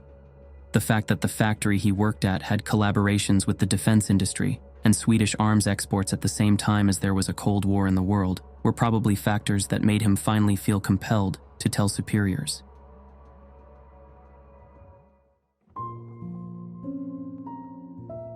What was it that he saw out there on the ice that January night over 50 years ago? Alan never got an answer to that question. He died in 1993, and we will probably never get an answer to that question either. All we know is that Alan had an experience he probably would have preferred not to have had, and attention he did not want. He thus joins the ranks of involuntary witnesses whose lives have been changed, often for the worse, by their experiences. Perhaps Alan himself sums it up best when on January 31st, 1976, he writes a summary of the event, concluding, "Was it a landing site for a spacecraft? Was it a spacecraft that I observed? I want to believe it was not. I dwell and dwell on it, but I get no definite theory. Only doubts about the whole thing." Two incredibly strange cases with such bizarre details that even the most imaginative minds might struggle to make them up. Taking place deep in the forest at night, these stories are the stuff of nightmare-inducing horror films. One fascinating aspect is the role of shortwave radio, a technology that, at the time, was an exciting way to connect with the wider world. Kurt, one of the key figures in these events, had a shortwave radio for the 27 MHz band mounted in his car. Shortwave radio signals, capable of bouncing off the ionosphere to reach the other side of the globe, were reportedly disrupted in unusual ways during these encounters. Radio interference has long been a recurring feature in UFO phenomena, and here it adds another intriguing dimension to the mystery. This use of shortwave radio feels a bit lost in time now, and none of us have ever been radio enthusiasts ourselves. But we've made an effort to learn about its mechanics and the fascinating physics potentially at play in these cases, and we're continually amazed at how technology and the unexplained seem to intertwine. It is the evening of Tuesday, October 18th, 1977. Kurt Nilsson is standing on a small mountain in Ångermanland in northern Sweden. It is in this very lonely place that he is about to experience something very frightening, something he will carry with him for the rest of his life. This week I will tell two very strange stories that happened in the same place, but 9 years apart. These stories are taken from the UFO Information magazine, and it's issue number 1 of 1978. Let's start with some important information that will have bearing on this case. Kurt is a bitten radio enthusiast. Shortwave radio is at this time an exciting hobby for many people. Before the internet, with shortwave radio and a bit of luck, you could connect with other parts of the world. Despite its name, shortwave radio can bounce off the ionosphere and the ground and reach receivers on the other side of the globe. Kurt has a shortwave radio for the 27 MHz band mounted in his car. At 7:30 on Tuesday night, he had gotten into his car, hoping to make contact with some exciting and distant place in the world. But the radio waves didn't go very far, so he decided to drive up to a mountain called Hamliden. Hamliden, with its elevated position, is a great place for shortwave radio, and for this reason, there is also a link station for radio and television there. During his trip up to the scenic lookout spot, he has contact via the radio with a radio colleague 170 kilometers to the south. When Kurt is about 400 meters from the link station, the colleague experiences heavy interference and has trouble hearing Kurt. Kurt, on the other hand, has no problem hearing his colleague. They discuss the fact that this is quite strange, because usually when there is interference, it is always in both directions. Kurt parks by the big TV mast, and because the interferences are so strong, he cuts off contact with his colleague. It is now close to 8 o'clock in the evening. Kurt gazes out over the mountain slopes that stretch out below his elevated position. He later tells investigators, "Suddenly my gaze was caught by a light bluish object, which stood adjacent to a hill down in a hollow, about 100 meters, and diagonally left from my position. I studied it in amazement and realized that it was some kind of domed machine. I had difficulty estimating its size, but would guess that it was a few meters in diameter. There were also northern lights this evening, but this was something completely different. The craft seemed to hang in the air. It was plate-like and had a dome on top. The machine itself emitted an indirect bright blue light. This light was very dim and bounded, and its glow reached an estimated 5 meters out from the object. Beyond this light sphere, it was dark."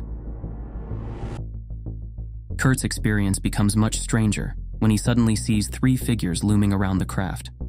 Kurt would later describe them as wearing space clothes, being about 1 meter tall and grayish in color. The figures are fully visible in the light from the craft. Kurt says he was shocked, but managed to calm himself a bit and turned on the car headlights to see if he could see the strange humanoids even better. To his surprise, the craft and the creatures disappeared, and the area they were in went completely dark. So he turned off the car's headlights again. Shocked and quite unable to gear into motion, Kurt stares at the spot where the glowing craft just had been. Suddenly, he sees the object and the figures in the same place again. A strong fear now grips him. He turns on the ignition and starts driving away, back the same way he came. After about 50 meters on the road leading away from Hamleden, he sees 3 figures standing in the middle of the road. Kurt is unsure if they are the same creatures he just saw alongside the craft uphill, or if they are 3 others. He says that he was under the impression that they were crossing the roadway, and he does not know if he stopped the car himself or if they made it stop.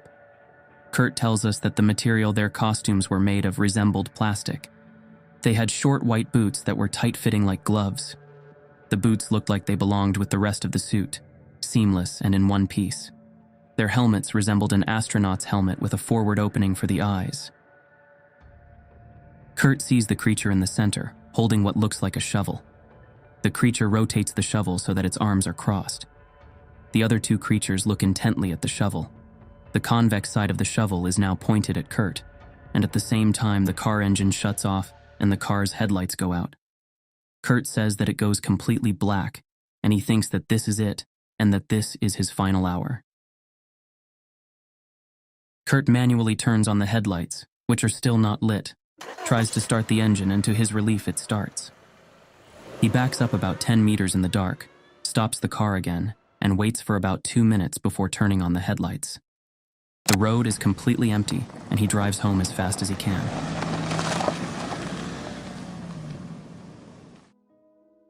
Once home, Kurt tells his wife Eva about what he has been through. They discover that Kurt's wristwatch has slowed down. It says 8:30 when in fact it was 8:50 in the evening. Kurt remembers that his friend Kjell Nesland has told him about a strange experience that had occurred in the same place years back, and so he calls him. When Kurt calls Kjell, he starts off by telling him about the strange interference that foreshadowed his other strange encounter. And immediately Kjell on the other side tells him about similar troubles, and that Kjell has had severe interference on his TV this evening. Kjell had reason to worry about interference on the TV because he was the link station manager at Hamleden. Kjell Nesland's story will soon prove very interesting in comparison to Kurt's story.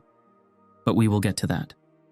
After the phone call, Kurt goes to the kitchen where their family dog lies on the floor. Kurt is surprised when the dog that always greets him happily starts barking at him.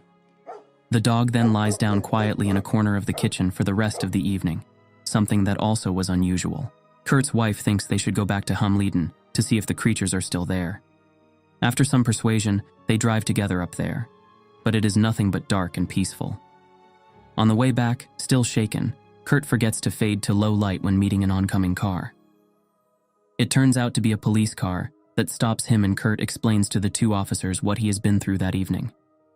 These two police officers later tell the investigators from UFO Sweden that they consider Kurt to be known as a truthful person.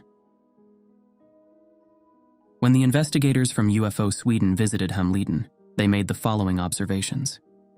Something had obviously been at the site. There was a dry birch tree where the craft had been seen, and on its trunk was a scratch mark deep enough to make the wood shine white, while otherwise it was undamaged.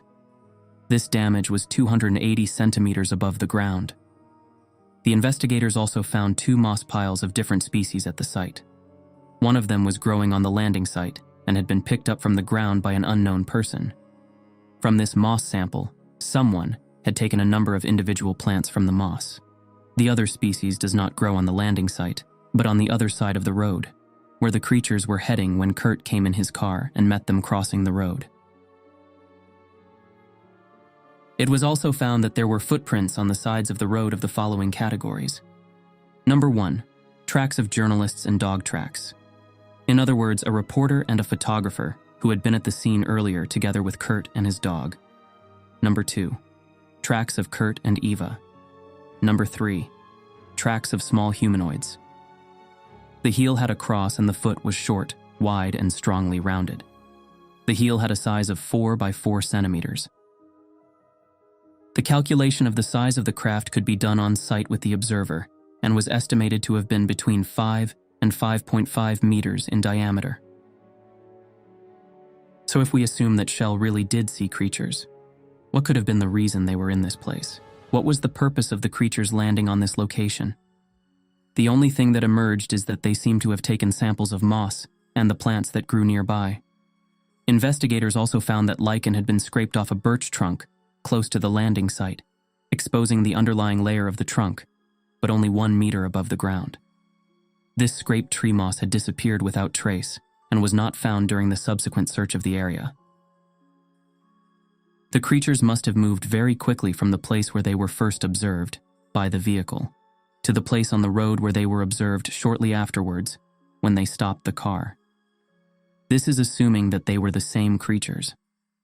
For example, there could also have been 6 of them working in 2 groups. All of this, of course, raised questions, especially as investigators had to take into account that Kurt was not the only eyewitness that had encountered something unusual and unearthly at Hemliden. Remember Kurt's friend? The one he called as soon as he got back home?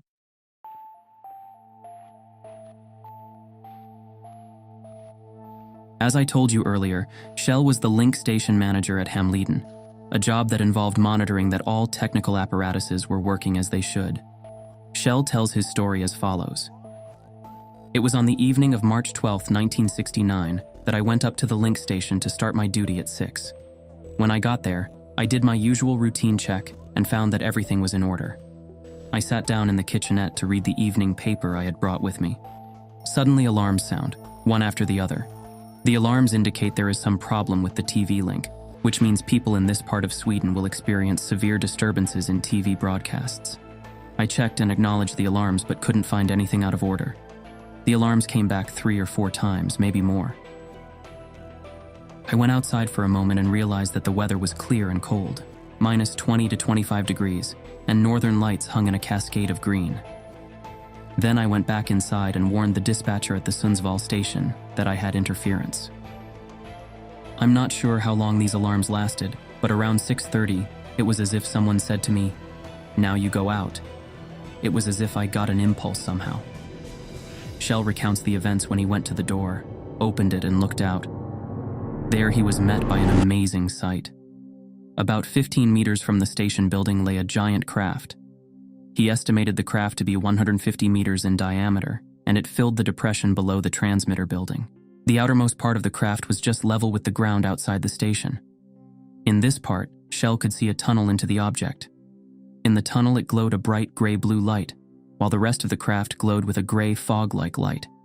Inside the tunnel, Shell could see approximately 10 individuals, which he described as follows. They were like boxes that had been sprayed with something. They resembled clouds without fixed contours and seemed to float above the ground. They were estimated to be 130 to 135 centimeters long and 30 to 40 centimeters in circumference. Shell's first thought was to try to get to a phone to alert the police about what he had just experienced. He was about to go back in when he realized he was unable to do so.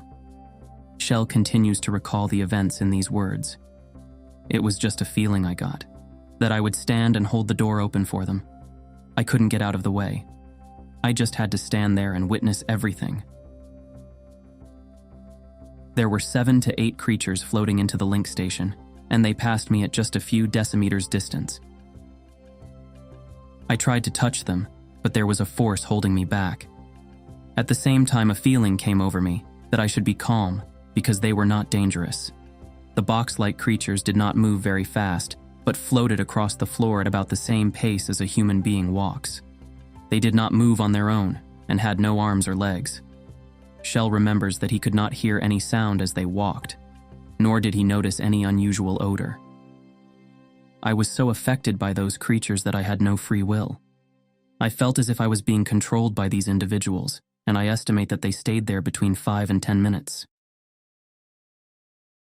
Before the craft took off, the tunnel closed on the box-like creatures that had been sucked into the tunnel itself. It then sped off in a northerly direction, and Shell was able to follow its trajectory, just until it disappeared out from his periphery. When the machine disappeared, so did the paralysis, and Shell went inside and called police officer Hans Hagblad. The police officer took Shell's account very seriously. Shell also called the transmitter station in Sundsvall, but they only laughed at his account, and he says, "Everyone wondered if I was sober. I would therefore like to emphasize that I was both sober and in mental balance, and I was not tired. I have no further explanation for what I saw. It just happened." Afterwards, it was found that the craft had not left any imprints in the snow in the depression. The only physical evidence of this landing in 1969 was that a pine tree had had its upper part of the crown cut off. Shell withheld the veracity of his account his entire life. These 2 extraordinary stories happened in a place that since has been called Sweden's Roswell. One cannot but wonder why these observations were made at Hamleden. If aliens visited, what made them curious about this place? Please share your thoughts in the comments. Also, there have been more mysterious sightings in the surrounding area. Stories Lost might come back to tell those stories. Mysterious beams of light through a bedroom window and a burn mark on the wall. This chillingly eerie case from Norway is unlike anything else we've encountered. Our viewers were quick to share their reactions. That chimney peeking light was hella scary, as were the burns. And another wrote, "Okay, the beam that came through the fireplace vent was creepy." Welcome to a new episode on Stories Lost. Today's case originates from a special part of northern Norway. The small village of Cosmo is not just a picturesque tourist destination and charming homescape. Nestled between majestic mountains and tranquil fjords, this place offers a serene backdrop for what would prove to be some truly frightening events. Here in 1979, Norwegian investigators were able to descend hot on the trails of something seemingly inexplicable and unearthly, a phenomenon capable of doing real damage. So, is the danger real? How should we react to the local people's testament to events? Feel free to add to the comments section. We at Stories Lost appreciate all your input, no matter where you fall on the spectrum between skeptic and believer. Like I said, Norwegian UFO investigators visited this rural place in close connection to the reported events. Just 3 days after the last reported sighting, they were interviewing witnesses and knocking on doors. Stories Lost report back on their findings, published in UFO Information, 2nd issue 1981. The undertaken investigation's emphasis rests on the strange experiences of a witness who wants to remain anonymous. She was a middle-aged woman who visited her daughter and son-in-law in Cosmo, a village about 40 kilometers east of Bodø in northern Norway. She, and later also another woman, had become witnesses to some mysterious events which happened during the night between Monday and Tuesday, September 10th and 11th in 1979. The Norwegian UFO investigator Dag Ove Johansen had the opportunity to sit down face-to-face with the witness and got from her the following report. Outside, the weather was awful with wind and rain. Because of this, the windows were closed, but the curtains were drawn apart, and the ventilator at the top of the window was open. I had gone to sleep, but I woke up around midnight when a powerful light beam suddenly came in through the window in the sleeping room. The house belongs to the Åsen family, and it is a relatively newly constructed house with a basement. The guest room, in which I was sleeping, is situated on the first floor. I got up and went to the window to try and see what was going on. To my astonishment and fear, I saw at the end of the beam a flame that reminded me of a welding flame. The sparkling flame was out in the dark in the direction of the garage, approximately in the position of where the fuse box should be located, or just above it. I think the flame was yellowish in the middle and reddish in the periphery, just like the flame tops in an ordinary fire. The flame, which appeared to have its origin from this object and which had gone straight through the window, was greenish. I could observe how the beam came out from what I thought was this welding flame, but then there was this short uniform sound, and the beam swept around and now appeared to originate from the neighbor's house or somewhere in the vicinity. Before I knew it, the light beam and the flame inexplicably disappeared. I don't know exactly for how long the event lasted, maybe somewhere between 10 to 15 seconds, and even though I was sort of puzzled, I had no trouble going back to bed and I fell asleep right away.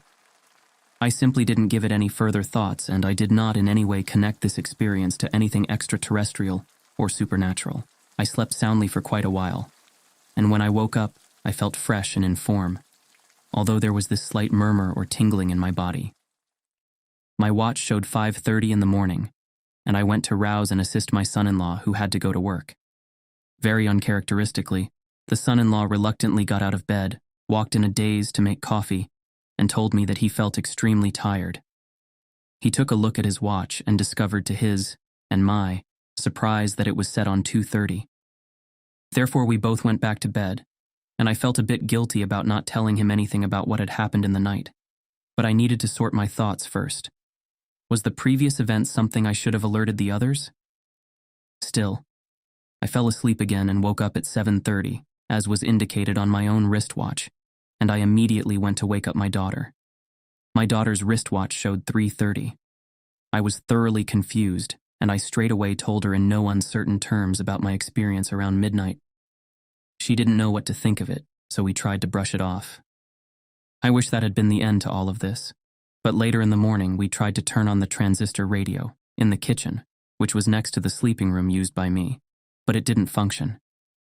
We didn't think much about it at first. We didn't make a fuzz or anything. We just went to the sitting room and used the radio in there, which functioned normally.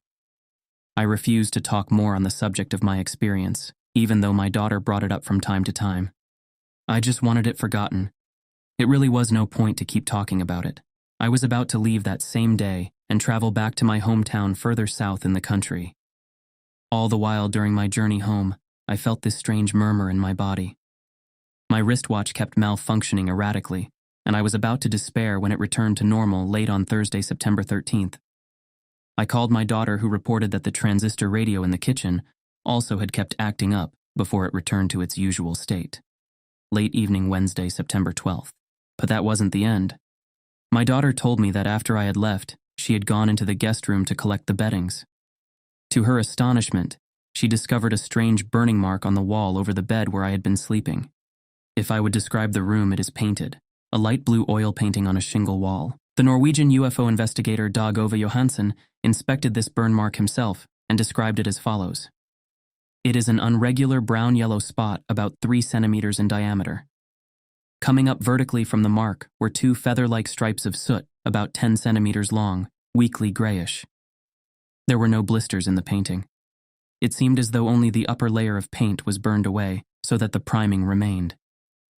When I told this to the lady who had slept in the room, she was glad to hear that this thing had been discovered, because she herself had not seen the spot before she went home. I felt that she was relieved to find out that she hadn't dreamed of it, that this in fact showed there was substance to her experience. For UFO investigators, the burn mark was concrete confirmation of something more than a dream haunting the village of Cosmo.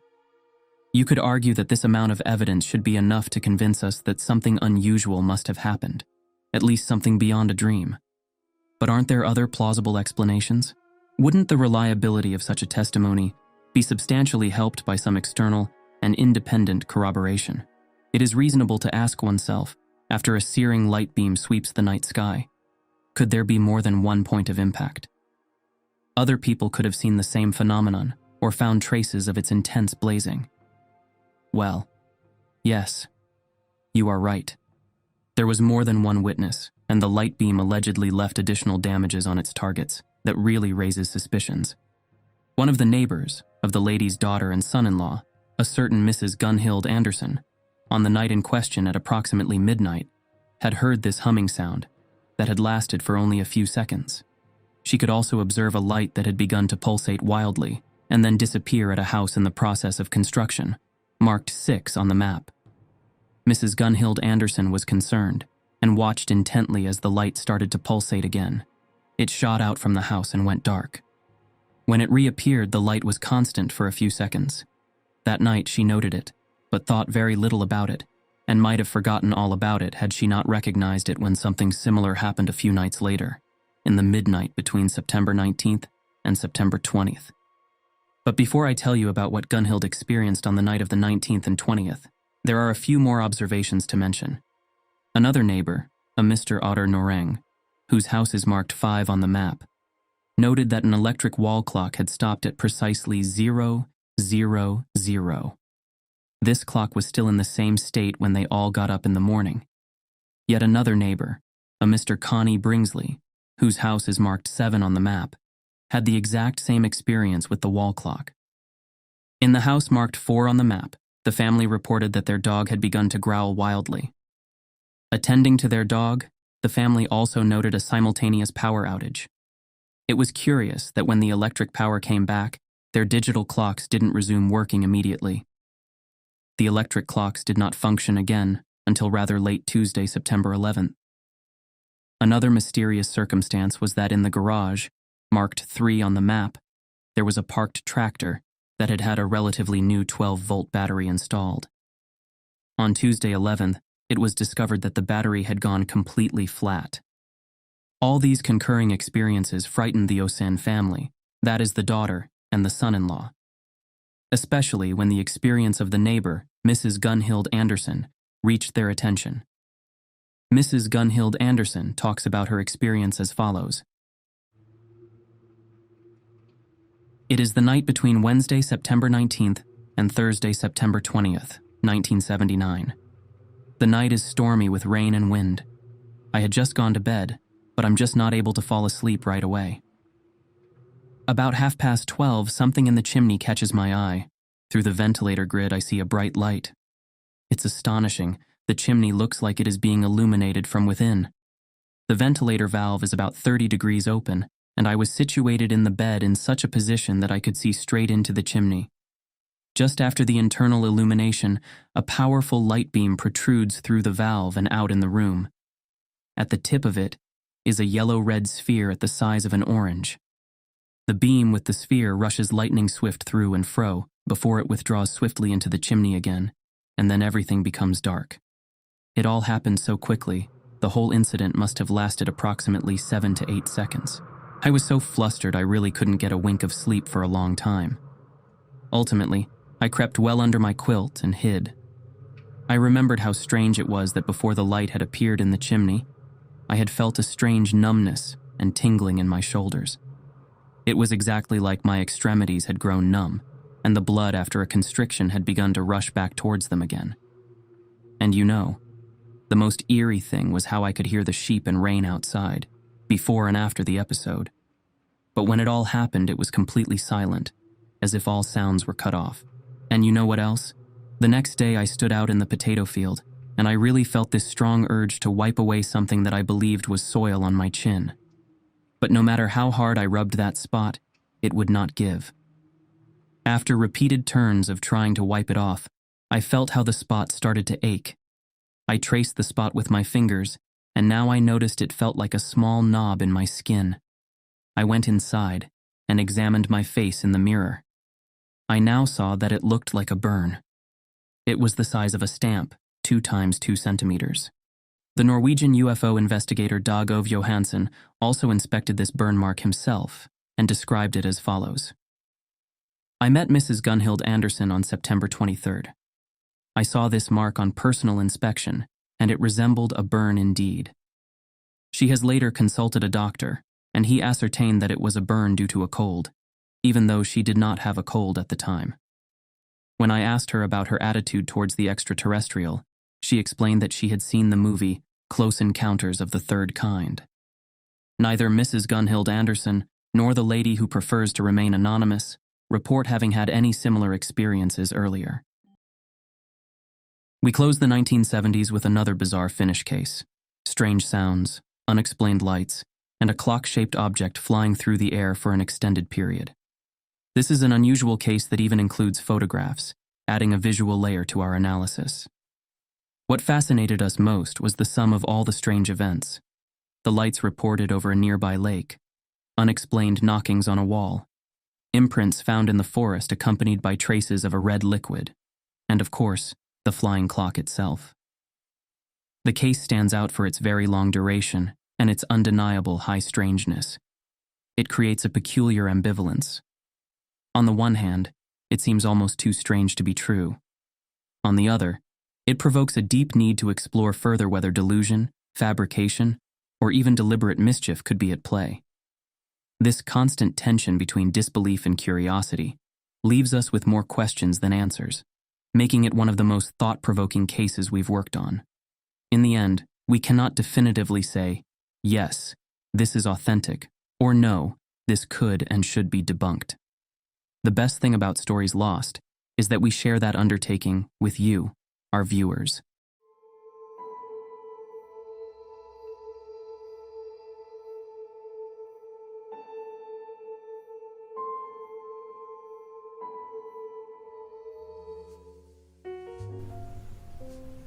It is just after 2 in the morning on Sunday, July 1st, 1973.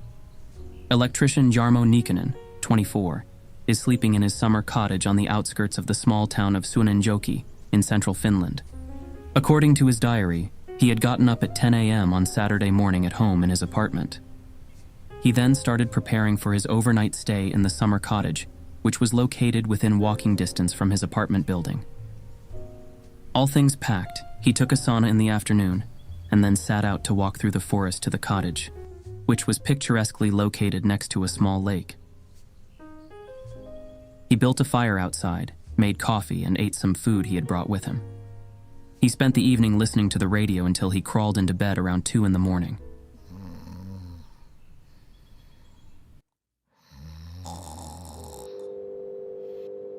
Now he wakes up to a buzzing sound, and his first thought is that he forgot to turn off the radio. After reaching for the radio and noticing that it is off, he sees a bright blue light coming through the gaps in the front door. Terrified, he sits up in bed, keeping his eyes on the light. He rubs his eyes as if to make sure he is not dreaming, but the light is still around the door.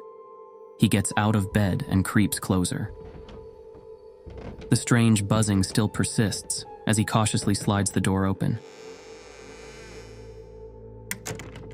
From the porch, he sees that the light seems to be coming down from the lake, so he starts walking in that direction.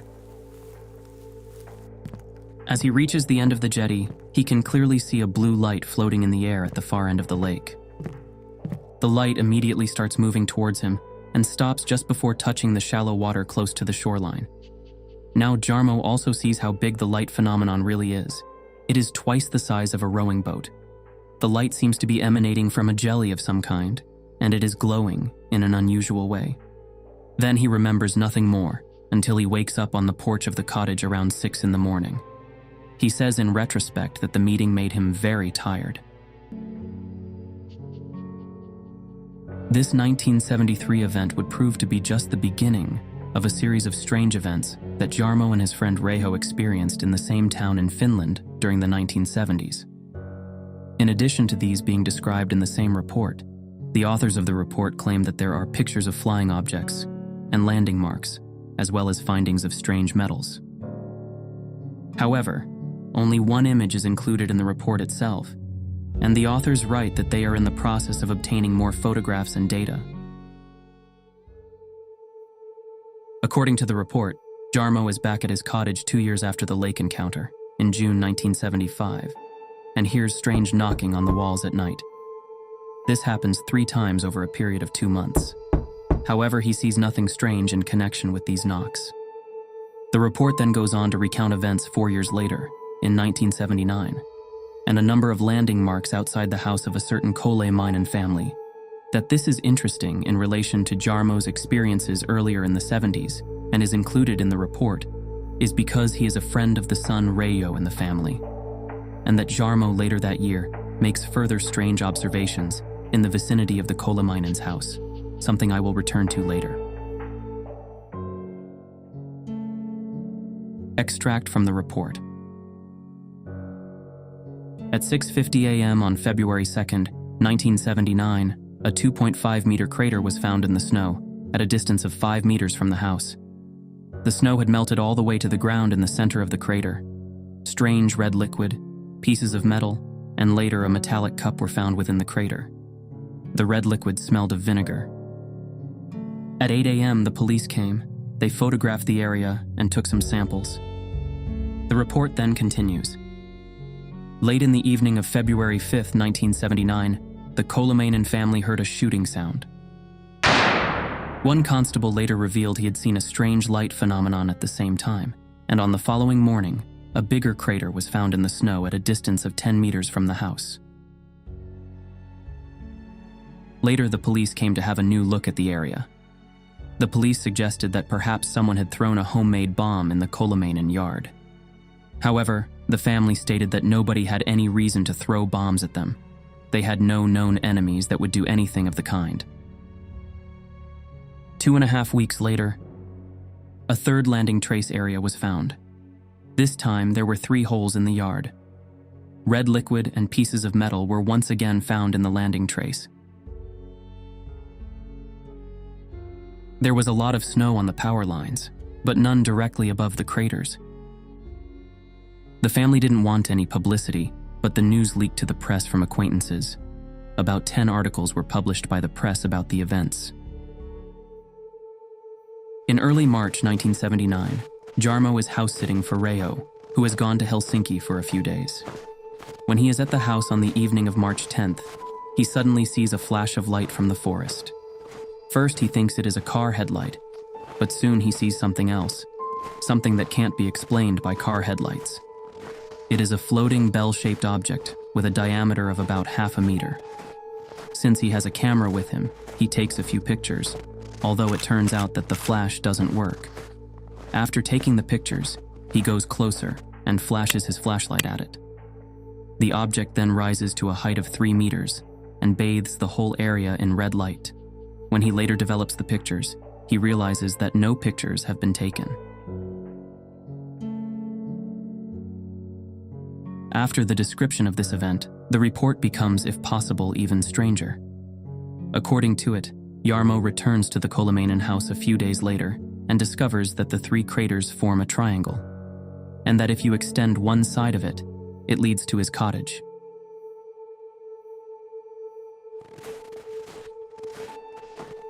It is also the reason why on March 16th, he walks to his cottage to investigate. He takes with him binoculars, a camera, and some food. After arriving and eating his pack, he starts to walk around the cottage.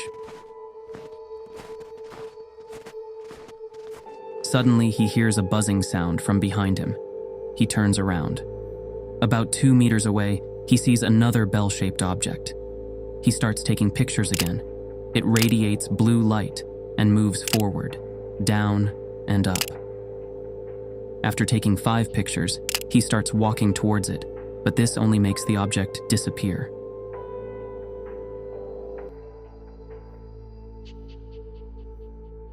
Jarmo continues to investigate the area, and after about half an hour, he goes out on the frozen lake. Now he hears a humming sound from the shore and sees the same object in the bushes. Again, he moves closer and continues to take more pictures. He climbs a rock and tries to sneak around the object. On the way, he stumbles and accidentally takes a picture of the trees with his camera. The object then directs a beam of red light at his face. The light is so bright that it blinds him for a moment. He hides behind a tree and takes his last picture, the 12th. After a while, the object flies further away from him.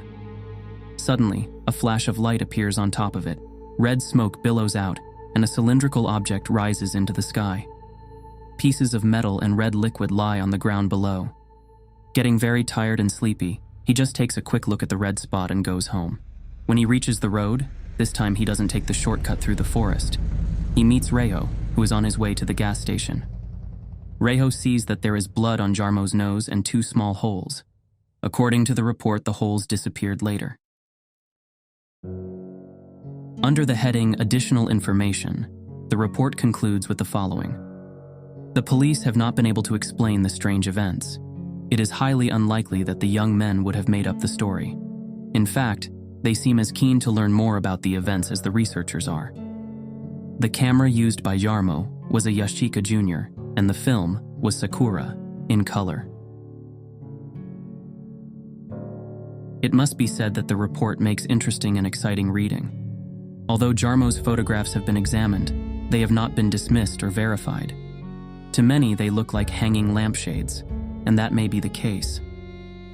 Perhaps the fact that no more information emerged in the case, or that no photos of the landing marks, metal objects, or red liquid can be found, also suggests that the whole thing turned out to be a hoax. Maybe Jarmo's first experience was genuine, and his imagination went wild after that? We will probably never know. But the report is real, and if it was a hoax, they were very successful in convincing the UFO researchers otherwise. Thank you for watching part 2 of our Nordic compilation. The next episode will feature cases set in the 1980s.